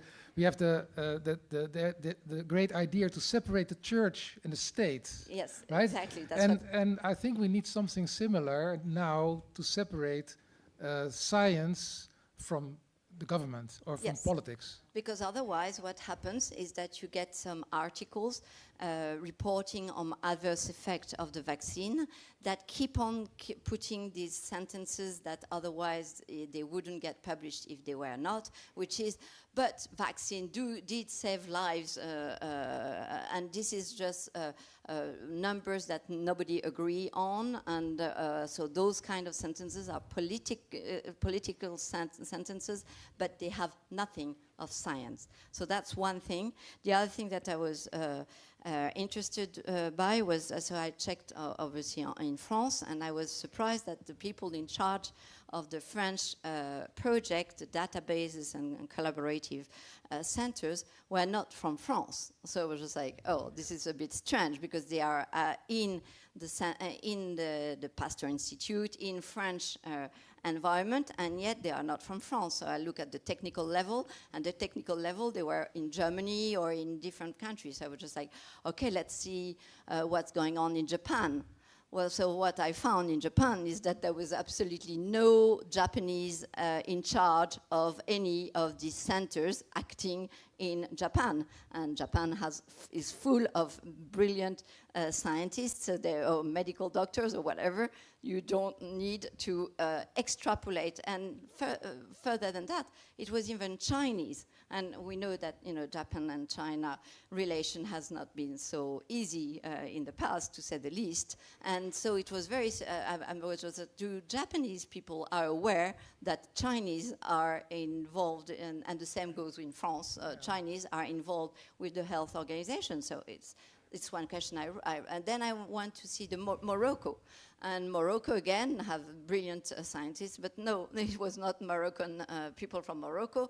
It was, again, people centered a lot in Germany and or in France. And I was just like, okay, so really this is nothing but a presence, a local presence of science or medical advice in the country. It's a political instrument to influence the population, which we knew to start with, but it's always good to have evidence of it.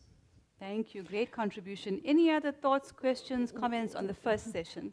I would just like to say that one of the most interesting collaborating centers that we looked at, we used as an example, was the Uppsala Monitoring Center. So this is the pharmacovigilance database, the university that has the contract or agreement with WHO to look at the pharmacovigilance data. These are the adverse drug reaction data. And obviously, we've just had the COVID-19 crisis, and we didn't hear anything from them, certainly in the press or public media. There was no information about what the pharmacovigilance databases were seeing in relation to the new drugs that had been rolled out, the new injections that were marketed as vaccines.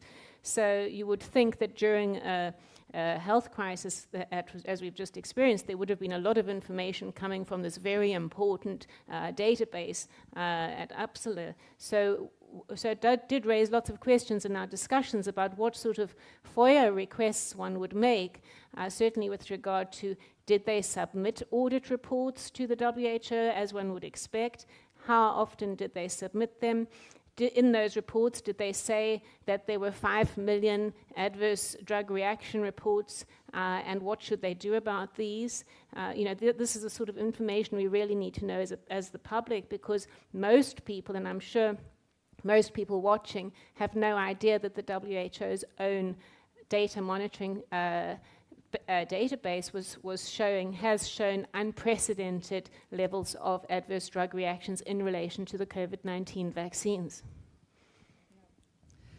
Yeah, I was also shocked by the presentation of this morning, because I really thought that was in the amendments of the International Health Regulation, which has not been approved on a on the member state level, that it was going to be implemented in the future. I didn't know that it was already implemented. So it turns out that because now in the 24 amendments of the International Health Regulations, it provides for local presence of WHO subsidiaries, so to speak. But now I learned that they're already there before everybody has said yes, basically, on a local level. They're almost like so backdating it. I know. They're whitewashing what is already there, but without consulting anybody, even the Parliament or the Senate, the Dutch Senate, anybody. So it was a big surprise. Thanks for the big job. Did I understand correctly that Fauci got his center renewed in January 2025? Well, the NIAID is part of an agreement, a contract or terms of reference with respect to a particular USA collaborating center. So the NIH has had it has a contract to I think is it the biological standards, so it's to do with vaccines and blood products, I think it was either 289 or 491. So they've had this agreement renewed, and it has a provision for the NIAID, which is Dr. Fauci, who's a very controversial, and many have indicated that he should be due for criminal charges based on what his conduct was during COVID. So it does seem very shocking that since in January 2025, that contract has been renewed for another 4-year period. So yeah, that was really shocking to me to see this grant action. January 27, 2025, if I remember correctly, because I was so shocked. But don't quote me on that, but it seems that that's what it was showing. January 27 of the year, this current year, 2025. Can we take a pause just to hear if there are any comments, questions, thoughts, ideas from our audience, the people who are with us at the conference? Were you surprised by what you heard this morning, or did you feel like, well, it's just business as usual in your country where these systems exist, you don't know about them, and then you have to rely on an organization that you trust to bring this information to you? Go ahead, John.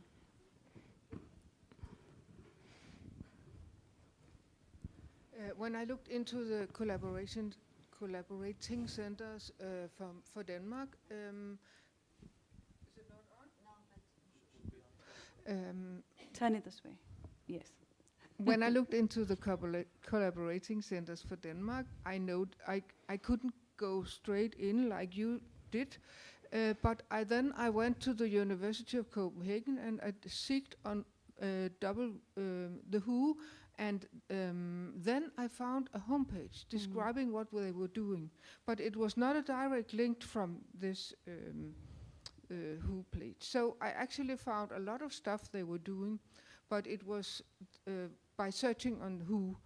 And that's why I also found the research papers coming out of these collaborating centers, and I could find the authors of these papers and emails to them. And so you can actually go in by the back door, and FOIAs could be also to the head of the university, asking these people that in these collaborating centers, are they who is paying their salary? And do you have an agreement with the WHO about this specific department? There's a lot of things you can ask. And you can go straight to these people who have been in it. Some of them obviously think they are doing good stuff, and you can see it in their aim. It's not all of them that have a clear aim. Most of them are very unclear, because it must be unclear if you have the opposite aim than if you want people to work for you, you must blur the aim if you have a bad intention. But some of them have been written by these employers, and they believe they are doing something good. But it's my impression that you can use most of this research to turn around, like toxic limits for certain chemicals. You can if too much, you can actually poison people. If too low, you would know what not to use. So you can use it in a dual way. And if you look with very critical eyes, you can find a lot of interesting details. And if there are any plans for the future, I'm sure they are hidden in the collaborating centers.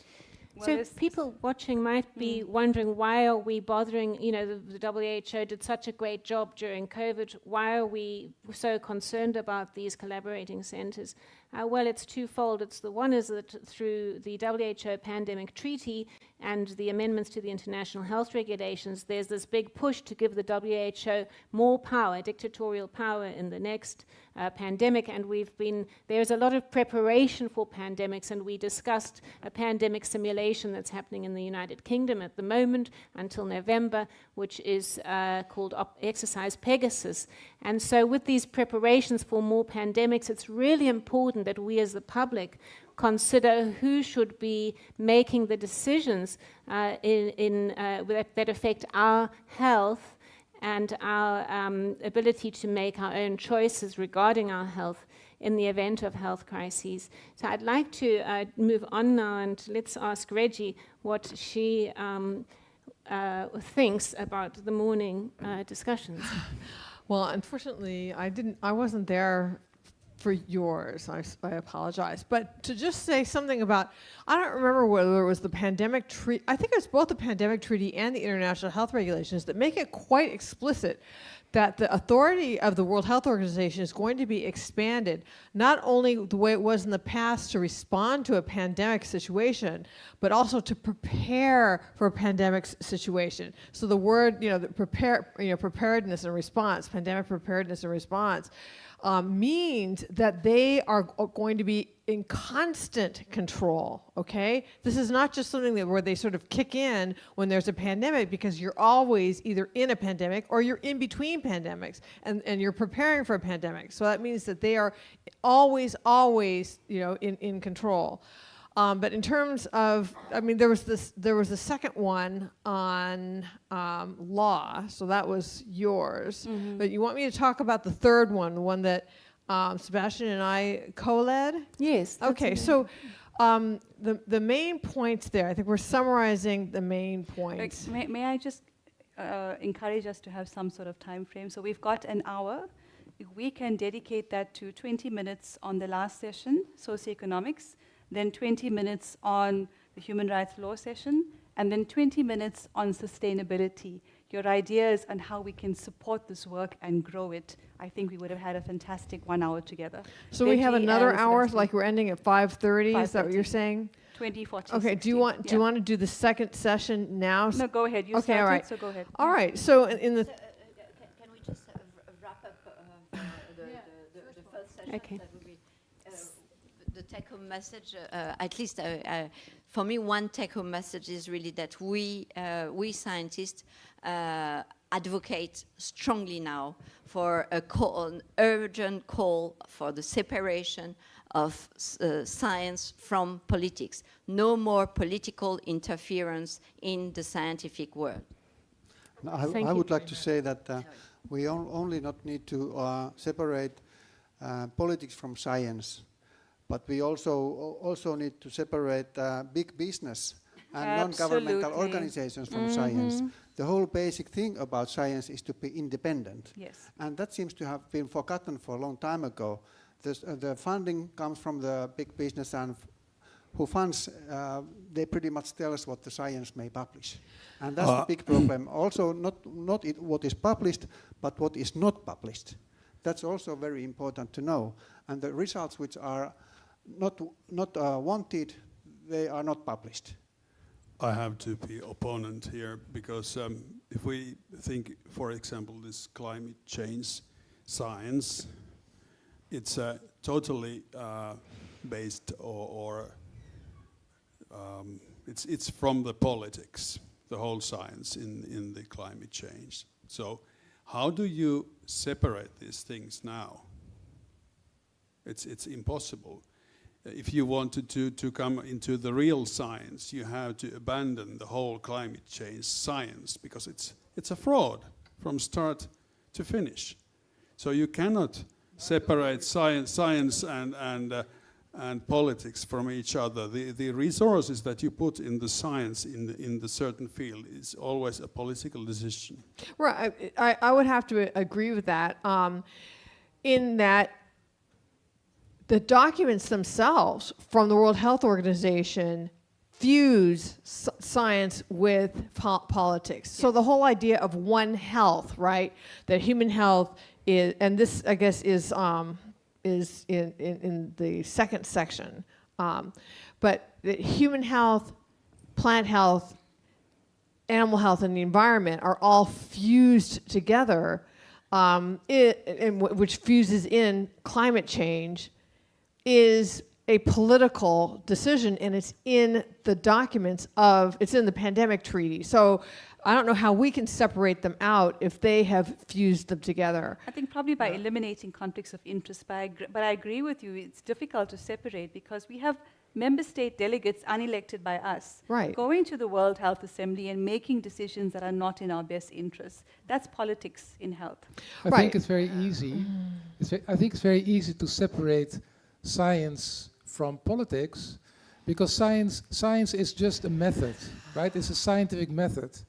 And even climate science can be addressed by the scientific method. And the only thing you need is funding for independent scientists. And if that happens, then the scientific method will solve it.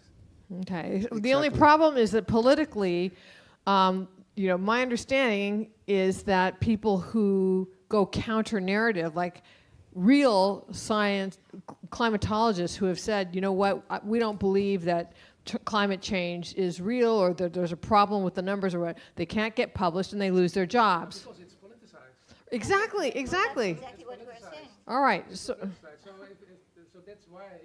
And gosh, don't take my so that happens because the science is politicized, and normally scientists are very much interested in counter-narrative discoveries. Right, exactly. Unless right? it's politicized. That will give you the Nobel Prize. I mean, you don't get a Nobel Prize by saying what everybody already believes. Okay.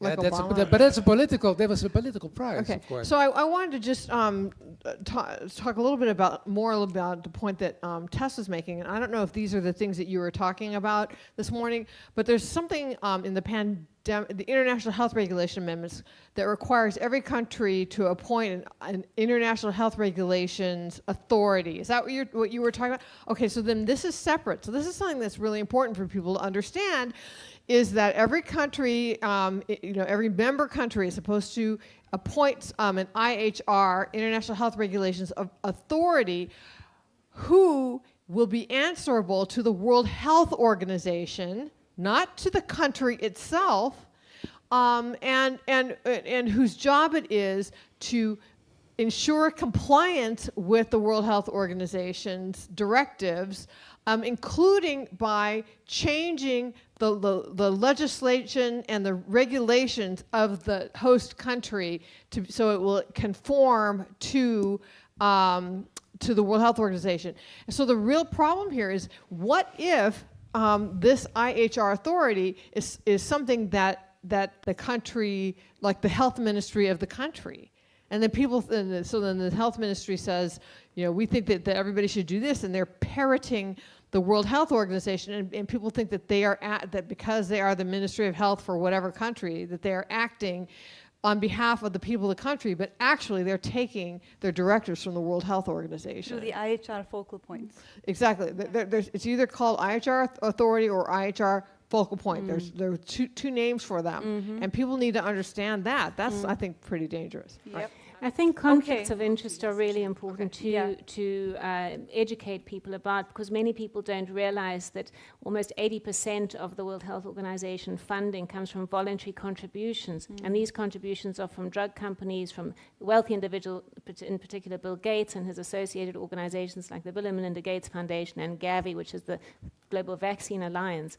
So, and Bill Gates has said in an interview that he makes a $20 return for every dollar invested in vaccines. So when you have such a powerful lobby within the World Health Organization, you can see why there's this focus on the collaborating centers around the world. The focus is on vaccines and in actual fact on their immunization 2030 campaign. They're saying there'll be 500 vaccines by 2030. And the new way of making vaccines is not a traditional sort of vaccine. They churn them out in 100 days, or so they boast, which of course you can never say is a safe vaccine or effective. It cannot be safe because it takes at least 10 years to go through the proper clinical trials to determine whether something is safe. Right, and the only way you can make them that quickly is through mRNA. Yeah. Right? You can't make them that quickly in the traditional way. Well, with the AI Stargate. So we've got a comment here, and we want to, of course, include everyone. And then we'll come back to Reggie and Sebastian for the next 20 minutes. Go ahead. We talk about the medical world, and what I just got to know in the intermission, I don't know if it belongs here, and I was so astonished. We have 4 private medical branches or care centers, or what shall you say, hospitals in Finland. And I got to know that one of the biggest ones is now owned by the Citibank. I didn't know it. Health Banks is, again. disease is big business. A disease is big business, and we need to recognize this and really take back responsibility for our health and not engage in this corporate industry. Yep. Okay, so we're going to move on to the next session, unless you have a burning comment, and then it's your session, both of you. Yes, go ahead. Maybe just super quick. Yes. To swing right back to what we need to separate from what. We talked about options, separating politics from science, science from politics, other options.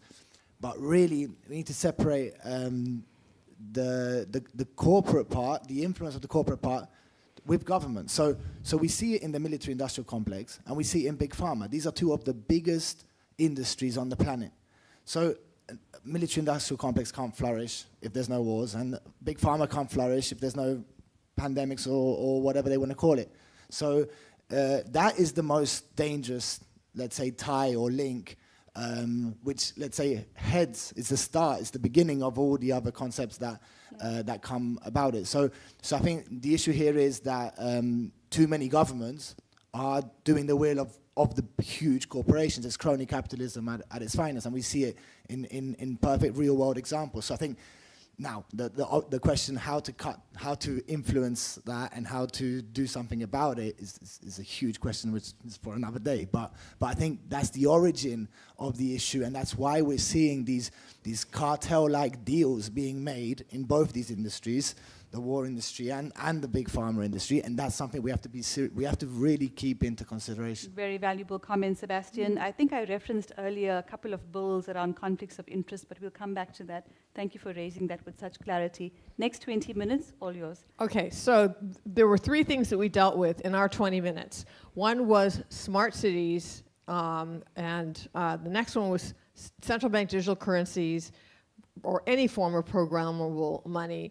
And then the third was digital IDs. So in terms of, digital IDs, I guess the take home is that the World Health Organization has been promulgating throughout the world digital IDs, and that they're the digital health IDs. So the idea is, in the beginning, to be tracking people's vaccination status, maybe for the next pandemic, but then it can also be used to serve as the platform for general just IDs, which I believe is the precursor to the digital ID that is articulated by the World Economic Forum, where they're tracking everything about you in digital format and putting it in one place. So that you would need a digital ID to open a bank account, access healthcare, travel, own a communications device such as a laptop or a cell phone, participate in social media, even pay your taxes, and access government benefits.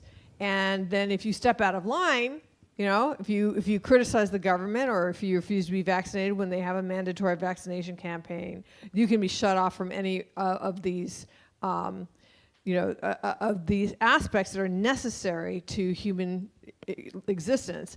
So that's the digital ID. Then will go together with a central bank digital currency, and I would include in this stable coins, which is what we're being set up for in the United States. So the difference between a central bank digital currency and a stable coin is very simply the central bank digital currency goes through a central bank. A stable coin can go through a commercial bank or through a private company that has permission to do it. But both the key factor for both of these is that they are programmable, that the currency is programmable, and so that they can cut you off from or make it almost tokenized. Next. Okay, just a minute. I'm giving an overview of my session. Okay, programmable, and so that they can control the circumstances and the timing of when you can use it. Mm-hmm. And then in terms of smart cities, it's total surveillance. The only way that they can, and 15-minute cities, the only way they can keep you within 15 minutes of where you are is by surveilling your every move, which means also that they can trap you and make sure that you can't move if that's what they want to do. Right. So would you like to speak? Can we just get a bit of an overview from Sebastian and then come back to you, Ossie? Absolutely, I promise. Sebastian, you were writing down some of the ideas, the solutions, the actions that were coming up. What really stood out for you in that session? There were amazing ideas being discussed, especially on what we can do in the context of CBDCs specifically. Just quickly to run around the topic of CBDCs, the issue here is like Reggie said, is the fact that it's programmable and you can get cut off any time. So what's the only form of money? What's the only currency that you don't get cut off any time, and that's transactional for yourself as an individual? Is cash. So we spoke about how we can protect cash, how we can promote cash, how we can use it. We shouldn't cut ties. We shouldn't be lazy conformists. We need to go forward with using cash and other methods of payment, because this is an issue. This is a push for what they're covering up as convenience. So they're going to sell it to us as convenience. They're going to sell it to younger people as convenience. And this is what makes this issue, particularly about CBDC and digital issues as well, so much harder to convey and address, because convenience sells amazingly. People love convenience. People love things easy. And I repeat, especially the young people. So we spoke about how to defend cash. We spoke about educational programs, raising awareness to people, telling them that these things are on site, telling them that these things are around the corner. I mean, we spoke about the EU legislation. The European Central Bank wants to get theirs through by October, November this year. They're waiting for the approval. So these are all issues that are pertinent right now as we speak, and we need to be ready. In the context again of freedom, we've seen how we spoke about. Someone mentioned the power cuts in Spain a few months ago. People weren't able to use their cards, so the terminals were off. So what's next? I mean, the only alternative to that situation is cash. If you need to buy something urgently, medicine, someone for your family, anything, it's only cash. It's only going to save you in that kind of situation. So these are things we need to keep recalling. We need to keep repeating, because otherwise, these are concrete examples of things that could happen very soon and leave us with no alternatives. So I think those are the issues. And political pressure, put pressure on politicians who are not aligned with us and who are completely trying to basically sabotage our freedoms. Very good, thank you. Ossi. Few words of the digital ID. Think now first, what is passport? What is passport? It's just a piece of paper. It's actually already digital ID in the database. Everybody of you are just info in the database, and the passport is just a piece of paper. And if you lose this piece of paper, they can print another piece of paper again. Digital ID is already here. And you actually don't need the passport. If you go to the desk in the airport, they just scan your face and then you are through. And this can be done already. It can be done with the piece of paper.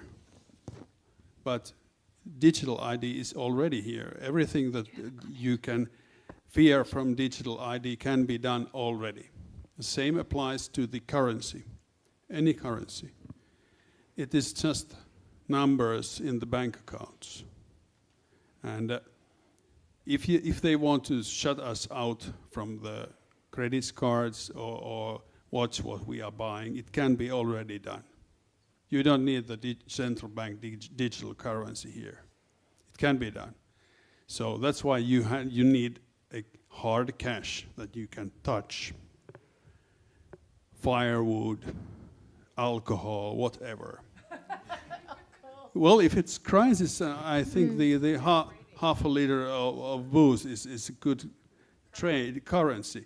Anything can be currency. If you watch the history of the money, then there are big stones or small shells or whatever. Anything can be currency. It's people don't understand currency. What is it? It could be anything.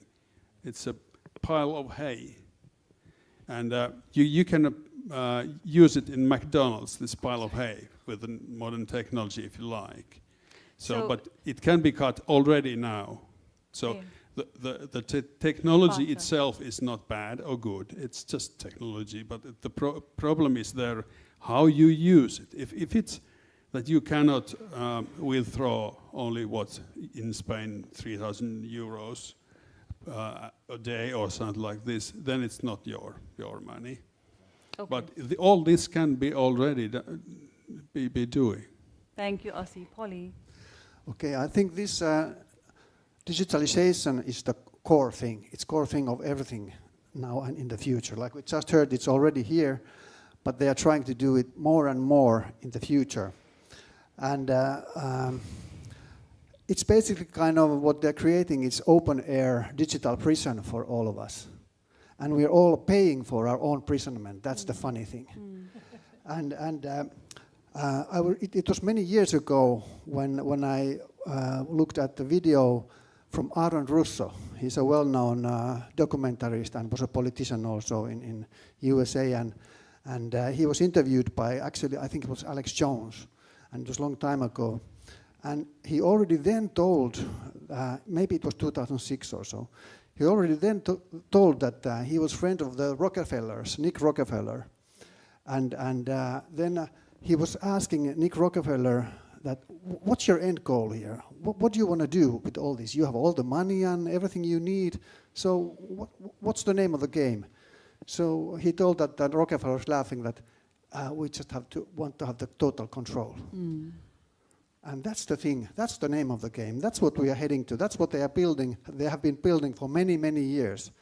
And so it's up to us. Are we willing to give that control to them? Or do we want to control our own lives? That's the core issue. That is the core issue. I think it's a very important one. I just want to ask, how many of us contribute to political campaigns? You donate to political parties? Yes? Right? If you're not comfortable, I don't participate in the system. I don't believe in it. But there are those that do. And so, have you looked at the manifestos of those political parties? Have you challenged their positions on some of the topics that we're talking about robustly, where you attend the events and you make sure you get an answer? That's important. Go ahead. I don't contribute to political campaigns, but in the last year I've run in 2 elections. I ran in the European election and I ran in the general election, purely on the basis I had no aspiration to be a politician. Excuse the politicians here. I never wanted to be a politician. I never wanted to rub shoulders with them.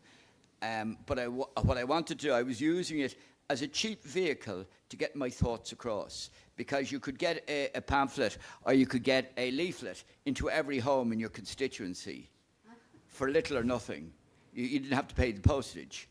And so I printed out all the fabulous things about me. Well, I couldn't get all the fabulous things about me onto one piece of paper, but well, apart from my modesty. But so I didn't contribute to a political party, but I spent quite a few quid in over the last year, probably between 10 and 15,000 euros in the last year, trying to get out my thoughts on 2 things: on anthropogenic global climate change and on COVID. And as I say, you asked the question, did I contribute? Yes, I did, but I contributed to myself. And by the same token, the funny thing about it was, you might well ask, how did I do? Atrociously. But I polled very well in the first preference votes. And somehow or other, and you know, I'm not a conspiracy theorist, but somehow or other, my second and third, we work a proportional representation in Ireland, where they take your second and third and fourth and fifth and 15th preference on the ballot card. And for some reason or other, where all the other independents collapsed behind me, they should have been counting their second preference. Somehow or other, I got none of their second preferences, which defied all logic. So, as I say, I did very well in the first preference, and they were the people who knew me. But then the people who didn't know me, but kind of say I like his ideas, somehow or other. So I'm not saying that the election was robbed from me. I'm just saying that I'm very suspicious that somehow or other I didn't have a team to go in and watch the counting.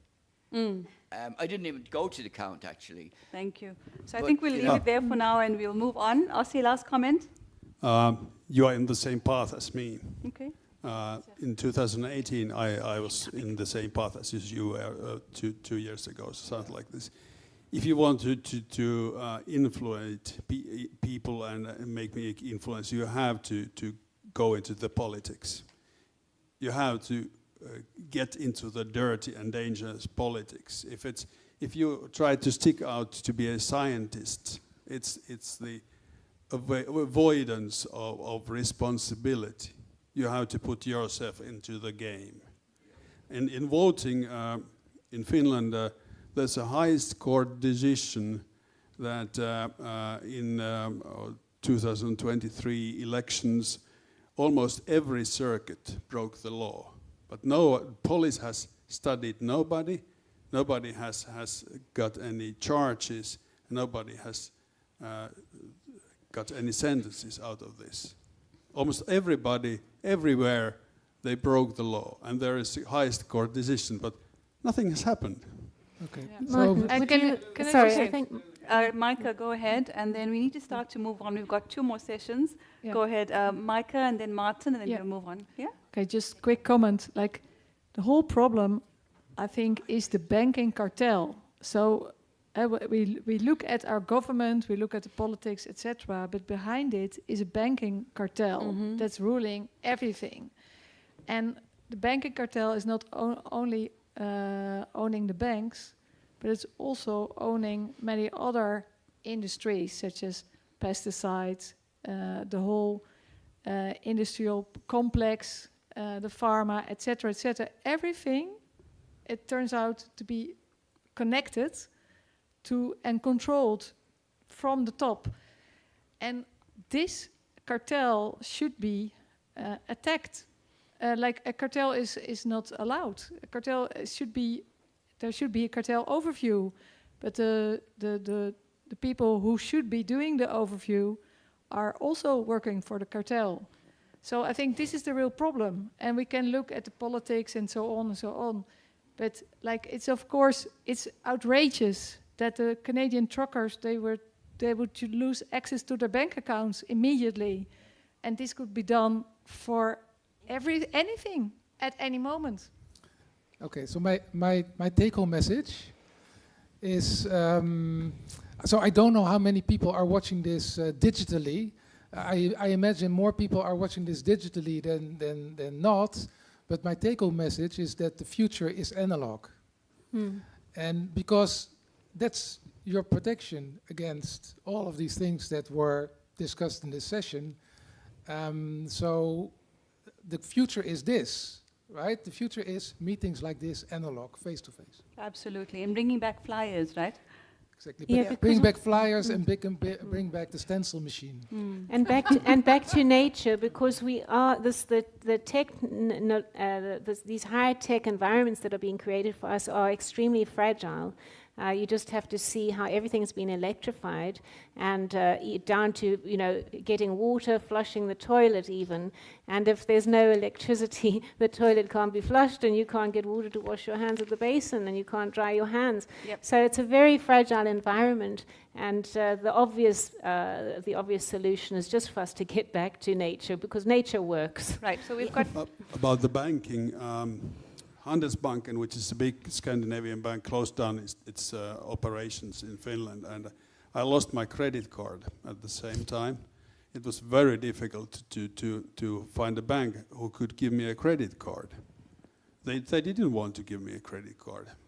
There were several reasons, but then no, that wasn't the problem.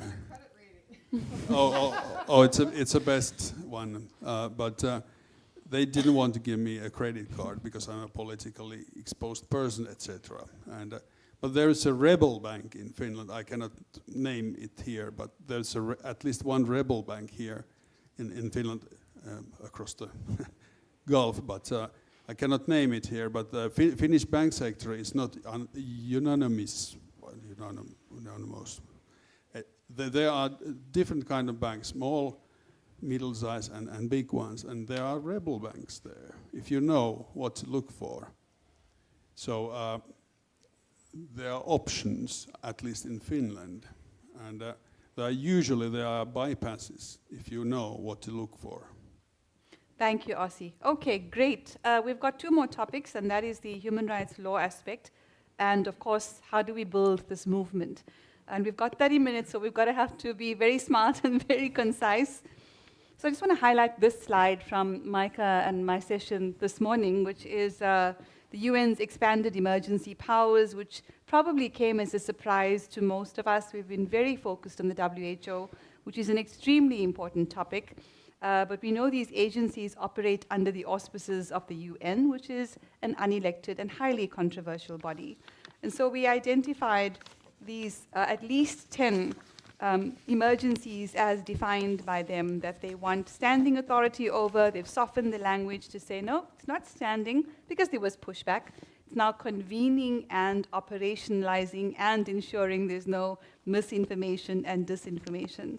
It's interesting that you mentioned, Sebastian, the two items that were foremost on your mind is the big pharma and the weapons industrial complex, and those are the two that I'd, highlighted in bold at the top because of the nearness of these types of crises in our lives right now.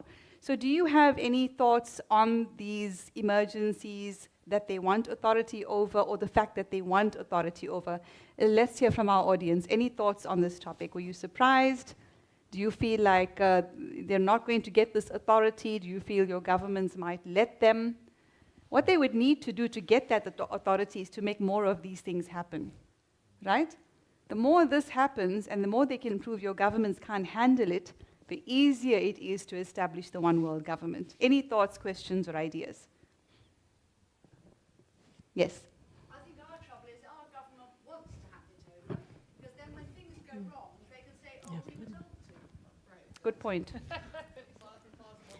And your government is, Dr. Jones? UK. Mm-hmm. The UK government. Uni-party, yes, absolutely. I think the whole issue is this problem, reaction, solution thing. That they're creating problems so that they can hand us solutions which serve their purposes. And that's the whole idea behind this. And this is something what people need to also keep in mind. That's really one of the core issues as well. Yep. Has anyone mentioned the World Economic Forum yet, just in terms of... I think we did, but obviously there wasn't enough time to go into it in much detail. But the World Economic Forum, as we said, is the head in many ways, but there are also strings operating above that the front, which is the World Economic Forum. What's so interesting is Klaus Schwab has stepped down as chairperson, right? But if I remember correctly, he's been replaced by the former chair of Nestle, BlackRock. Larry Fink? Right? So these are the kind of people who are running things. And the reason I thought of the Nestle guy is because he's the guy who said water is not a human right. But they're busy stealing water from various communities and selling it back to us for a profit. We've got to protect our water. We've got to protect everything. So that's interesting, because so as a scientist, you're always interested in the unknown, right? So the WEF, the World Economic Forum, is the known, but what is above that? What is in the unknown? Anybody has any idea about that? Banking Qatar. Yeah, I think there is a... Bank of International I did some Settlements. research into like who's above it, and it is like it's a group of cartels, like so Shell, Goldman Sachs, BlackRock, and so on. And above that there's the Trilateral Commission, and then above that is the Rockefeller family and Rothschilds probably as well. So it's kind of a network. It's like a pyramid. Is a pyramid? It's a pyramid or a network? It's a pyramid. It's interconnected network. Yeah, well, there are several networks. I think you mentioned CLC, Climate Leadership Coalition. Somebody mentioned it today. Well, anyway, it's a Finnish origin organization founded by Jorma Ollila, Nokia's former chairman, and Antti Herlin, who is the richest man in Finland, some 10 billion euro. The lift company Kone. It's his company. He also governs the private media and most of the public media too. He's the handler for the WEF to Finland, and they are all connected. But fortunately, the elite is not just single elite. They're competing groups against that. Trump and Musk are on the other group. Yeah. Club of Rome. Club of Rome, yeah. I think the important thing to understand is that the likes of the BIS, the Bank of International Settlements, they have diplomatic immunity. Their staff going through customs and that are treated like diplomats, and they are beyond the law. Like they literally are beyond the law. These people can actually carry what they like through customs. Now, the other thing you were talking about, the countries. Ireland is not a member of NATO, but our government, for some reason or other, are trying to remove what they refer to as the triple lock. And the triple lock is to prevent us not being a neutral country. But they're doing their utmost, as far as I understand, to get us into a situation where we would join a European army, which is in effect the NATO without the Americans. So, as I say, even in Ireland, and we've been traditionally neutral, like we go back to neutrality since we pushed the British out. Sorry. And as I say, it goes back 100 years now that we've been neutral. And now our government are trying to get rid of the triple lock. And that was the mechanism to stop us not being neutral, which is very, very sad. Today we haven't talked anything about the most urgent thing, or yesterday. It's the looming war between NATO and Russia. 2 days ago, there were some drones flying from Ukraine and Russia to Poland and also to Belarus. That was never mentioned in Finnish media. Neither that Polish officials, the Polish war ministry said that there were some drones coming to Ukraine who used Polish airspace. But what does the Finnish media said? Finnish media said that the Russians attacked Poland, which is totally false. They try to get us into war, and this could be very soon, but it's not topic of this conference.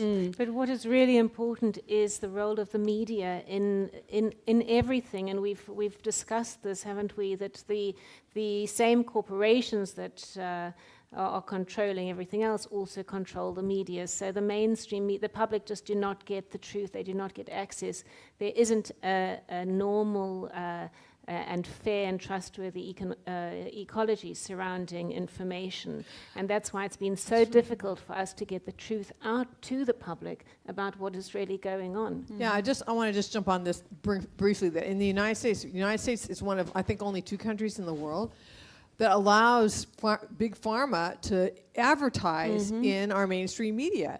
So when you have such a very large proportion of the media being financed by big pharma, they of course they're not going to publish anything that's negative about the pharmaceutical industry or about the conflicts of interest of the World Health Organization or about the injuries that people have had from the vaccines. It's a complete shutdown of that. And so what happens is that the people who watch the mainstream media, they don't get any of this information at all, and then the people who watch the alternative media get the information, and so that we are living basically in 2 completely alternative universes. And I think I know that I've experienced that with my kids. They think that I'm nuts because I have all this information, and I think that they're ignorant. And I send them stuff, and they won't read it. Yeah. But you can be standing next to somebody in line, start a conversation, and you and that person are living in completely separate universes because of your media source. So I want to take a couple of minutes on solutions, and then we'll move on to how do we sustain the movement, Micah. Yeah, just a quick reply to that. I think we have to demand the right to hear 2 sides of the story in the same medium. It's ridiculous like that in a Dutch television, like we had during COVID-19, we had every day experts telling everything about the pandemic, just one-sided. This is not acceptable. I actually would like to add to that because just this past week, Senator Ron Johnson in the United States cross-examined Dr. Jake Scott, who's been the CNN vaccine expert, and he knew nothing about the way the COVID-19 injections were manufactured. He knew nothing about how they work, that they are actually mRNA genetic therapies. He didn't know that they were not the same as traditional vaccines. He didn't know that it goes into the cells and uses the cells machinery to make spike protein. He didn't know how long it lasted. He didn't know that it concentrated in the ovaries and the testes and so on. So he knew none of the information you would expect as the CNN vaccine expert. Absolutely. So I just you said that nobody touched on the how to react in case of big crisis like the one that you're mentioning. But I think this is what exactly my presentation tried to address, which is to have practical solutions or ways to face such a situation, whether war, whether a pandemic, whether a lie, to really assess what is going on. And the issue that I'm concerned with is that we have been put into a scenario all the time so frightening that that people have said, a lot of them have disconnected themselves from it, which is actually a good reaction in some ways, because when the CNN vaccine experts tell you, all their science, which is completely void, you need to extract yourself. But on the other hand, the issue is that you may think that all this is lies and that there is nothing real. And this, unfortunately, we also have to face reality. And so to me, what you are saying is that we need a proper assessment of the situation. So I'm not saying that there is a frightening situation or there will not be, or I just say, I just ask the people to connect to themselves. And one picture I showed on and on in my presentation was about this flock of birds where you could see, so if the people don't look at my presentation, at least can they imagine one of the picture of my presentation, which was actually a bird checking in a flock, checking on the 7 birds around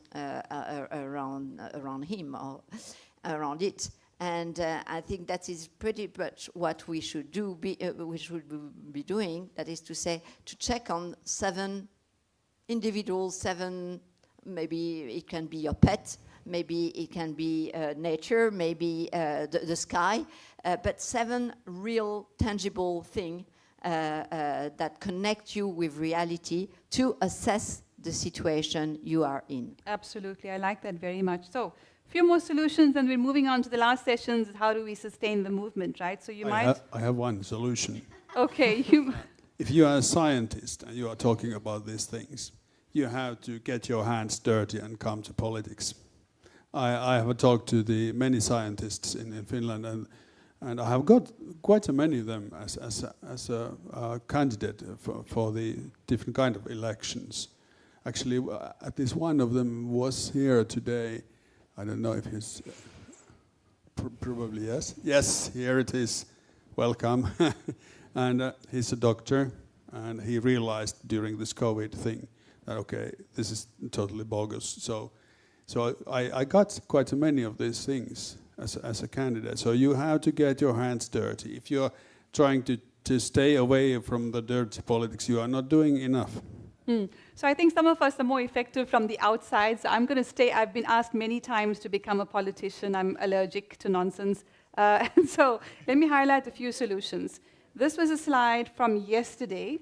What can we do about the UN's common agenda? Just a reminder, you will get the slides. Educate yourself, advocate for sovereignty, promote decentralized solutions, build awareness, engage with civil society, and monitor developments.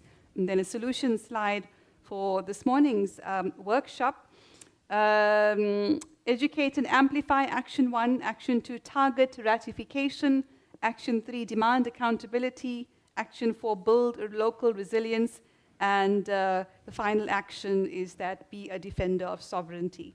One last point before we move on is that there is another very powerful solution that we must actually highlight, and that is to use the power of the pocket. In other words, boycott those who benefit from abusing your human rights and from violating the rights of humanity. So when you follow the money and you know who benefits, such as but not limited to the pharmaceutical industry, you boycott. You find alternatives. How many people are still using Microsoft? Right? We know that alternatives exist, so do some homework after this conference and commit to the alternatives. How many of us are still using Amazon and making Jeff Bezos even wealthier than he currently is? We shouldn't be doing that. Find alternatives. So I think that's a very practical exercise. Boycott those who benefit and profiteer from suffering, find alternatives or create alternatives. I'll leave it there for now in terms of our session, and let's move on to the last session. We have about 15 minutes. I still want to respond to Ozzy, because I felt a little bit spoken to, because I'm a scientist and I'm not into politics, but I must emphasize that also as a scientist you can make your hands dirty. Yeah. And that is politics then. No, it's not politics. No, it's not politics. Or it's strategy, right? It's strategy. It's not necessarily politics. And also, I think in politics you might also, as a scientist, be spending a lot of time outside your sphere of expertise and be very ineffective. So I think as a scientist, sometimes you're much more effective outside politics than inside politics. Yeah. You are not in the end games yet. Anyway, I think we're all important and all our contributions are valuable in this puzzle of life. A couple of bills that I mentioned earlier on, just as a reminder. Last 15 minutes, how do we sustain the movement? Because we never panic, we just organize. So there were two ideas that came through from Paulie and Martin. Let's hear from them and let's turn it over to you to hear your ideas. Go ahead, who would like to go first? You talked about crowdfunding, and Martin, you talked about memberships. Yes. Yeah. So I thought the issue is for the World Council of Health and similar organizations that you have a constant expenditure, but you don't have a constant income, and so this disbalance gives stress to the system, because you have to invent a campaign every time. So I think the solution could be also to get a constant income revenue, and you could establish that by a, let's say, friendship for a small amount, let's say 24 euros a year, something like this, that's automatically paid, and it has two advantages. So first of all, you don't have to bother your people, the people that are supporting you every time with a campaign, and also the people that support you are not bothered. They automatically pay a certain amount, and then in return you could think of a sort of advantages like a reduction in the web shop, maybe special invitations, all these kind of benefits. Great, thank you, Martin. Yeah, I think it's important to contextualize it for the people watching who might not know anything about World Council for Health, and just to say that we're a people's organization. We are decentralizing, so we're not a concentrated power. We are decentralizing and making sure that countries have their own representation and are making their own decisions and supporting their own populations. And we really are focused on people, and we know that if we can get one person healthy, that person keeps their family healthy, has a good influence on the community, so you have a healthy community, and then you have a healthy state, a healthy country, etc., and a healthy world, because our slogan is "There's a better way," and what we're aiming for is a better world. And we have no conflicts of interest, so we don't accept funding from Big Pharma, and we don't accept funding from Big Tech and all of these organizations that exploit, and they mitigate, or they have these foundations that they then use to make more wealth for themselves, and it's in this sort of fake philanthropy. So we really value the support from individuals, and mostly we are funded by members of the public who appreciate the work that we do.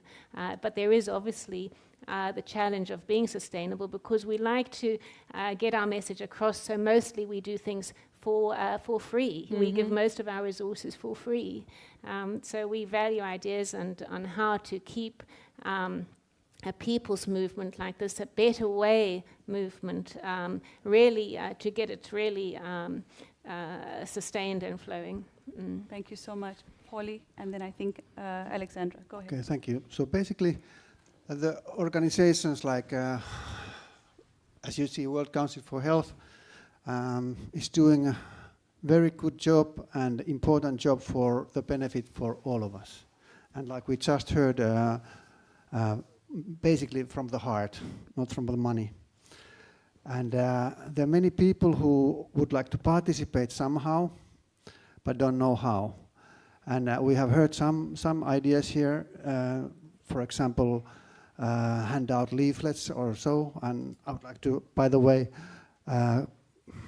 name one guy from my home city, Mario, who was handing out kind of, I think, 40,000 or something leaflets during the COVID pandemic. One guy. And I'm sure he made some kind of difference. So that's one thing what you can do. But maybe the most, or the easiest thing is to make a financial contribution. And then our job is to do, make it possible for people to do that contribution. And I would just set some kind of a crowdfunding campaign, like GoFundMe or whatever. There are many crowdfunding systems, and to do this kind of campaign, which also serves for get publicity and make us more well known among people.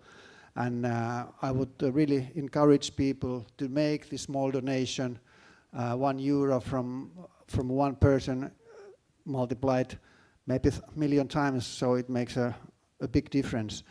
And the opposite side is having endless resources of money, but we have endless resources of people and humans and human minds, and that's what we need to use. So please come along, and I think the best way at this point is to make some little contribution. Nobody's becoming rich or putting it in their own pockets, but for our own benefit for all the people of the world. Thank you, Polly. Alex. Yeah. I just wanted to react on the slide here with the don't panic, because I don't even want to panic, because I think the most important is not to fear, because at the moment you are in fear, you already are in the wrong attitude for reacting properly in order to, once again, assess the situation you are in. And those fishers, I think that instead of saying don't panic, organize, they should say assess the situation. Is there a shark? Is there any danger? Is there something going on? Is there a tsunami or whatever? So assess the situation you are in, not they tell you you are in, or not your neighbors tell you, or the social network tell you. Assess the situation you are in and cut the voices from those who scare you in order to remain proactive into your own life. This is. Thank you, Alexandra. So we really want to grow our country council network to beyond 50 countries, right? 194, 195. And so to do that, to be able to expand into more countries in Europe, to be able to do the kind of work that World Council for Health Estonia is doing, it requires ideas, it requires support. And so do you have any ideas on how we can expand our country councils? Maybe you know people in a country in which we don't have a presence yet that you could connect us with. Does anyone come to mind? Any ideas come to mind? I think we have had quite a few connections over this Yes. 2 days. So certainly it's been a very empowering experience, both personally and for the organization. You can just see we're going from strength to strength with the wonderful hearts and minds that we have attracted to this meeting. Wonderful. So we have, go ahead, Polly, and then I think we have a little appreciation moment. Maybe it could be incorporated in this crowdfunding project also, this... Country councils? Yeah. Yes. Thank you. Thank you one so of much. one of the things that we did learn at the end of the day was a new word, which is the value of being an international council that listens and learns from other countries. We learned a word from Japan called ganbaru, and we sang a song, the word means let's do our best. So that's all we can do, and that's what everybody has been doing here these last 2 days, is our best.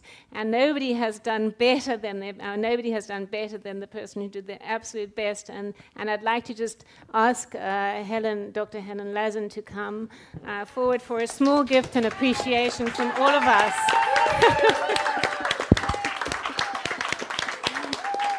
Can our tech team put the conference banner at the back? It's so beautiful. So we have WCH Estonia there at the top. I'll just close this one.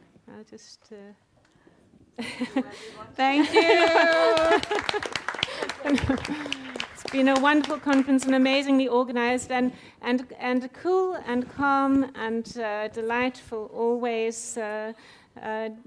Lazen, Helen. Yes, your very own game I of was waiting for this personally from you. I was about to, and I did order it from Amazon. Like 1.5 months ago, and my card didn't go through. Oh. That's true. And then I was thinking, whatever, maybe I get it from the original source. Well, you have a signed copy and it has a quote. Yeah, Would you... that's why I wanted to order it in advance when you're coming, so I can get the sign. But now I got both from you, and I'm so thankful. Thank you so much. What does it say? To Helen, thank you for being a woman with me. A warrior. A warrior. Yeah. Wow. Not a warrior, but a warrior. Okay. The best way to fight Evil. Yeah. evil is to make Energetic. progress in the good. Yes. The best way. The best way to fight evil is to make energetic progress in the good. I think we did that this week, didn't we? Yes. Thank you so And then I just want to. Wow, a lot of people. Yes. Our World Council for Health Yes. guides. Yes. The Detox and Wellbeing Companion Guide, Autism New Horizons, Outsmarting Coughs, Colds and Flu, Cancer and Metabolic Diseases. Wonderful. We keep it all. We keep it all to the point because we have important job to do. Yeah. Thank you, everyone. Thank you very, very much. And without you, the conference wouldn't have happened. But with you, we got the great one and the best one until now, what we have had in Estonia. Yeah, Thank so- you so much, everyone. Helen, may I just say, Viva Estonia, Viva. Thank you, Shamna. Thank you. Thank you, everyone. Eita, yeah.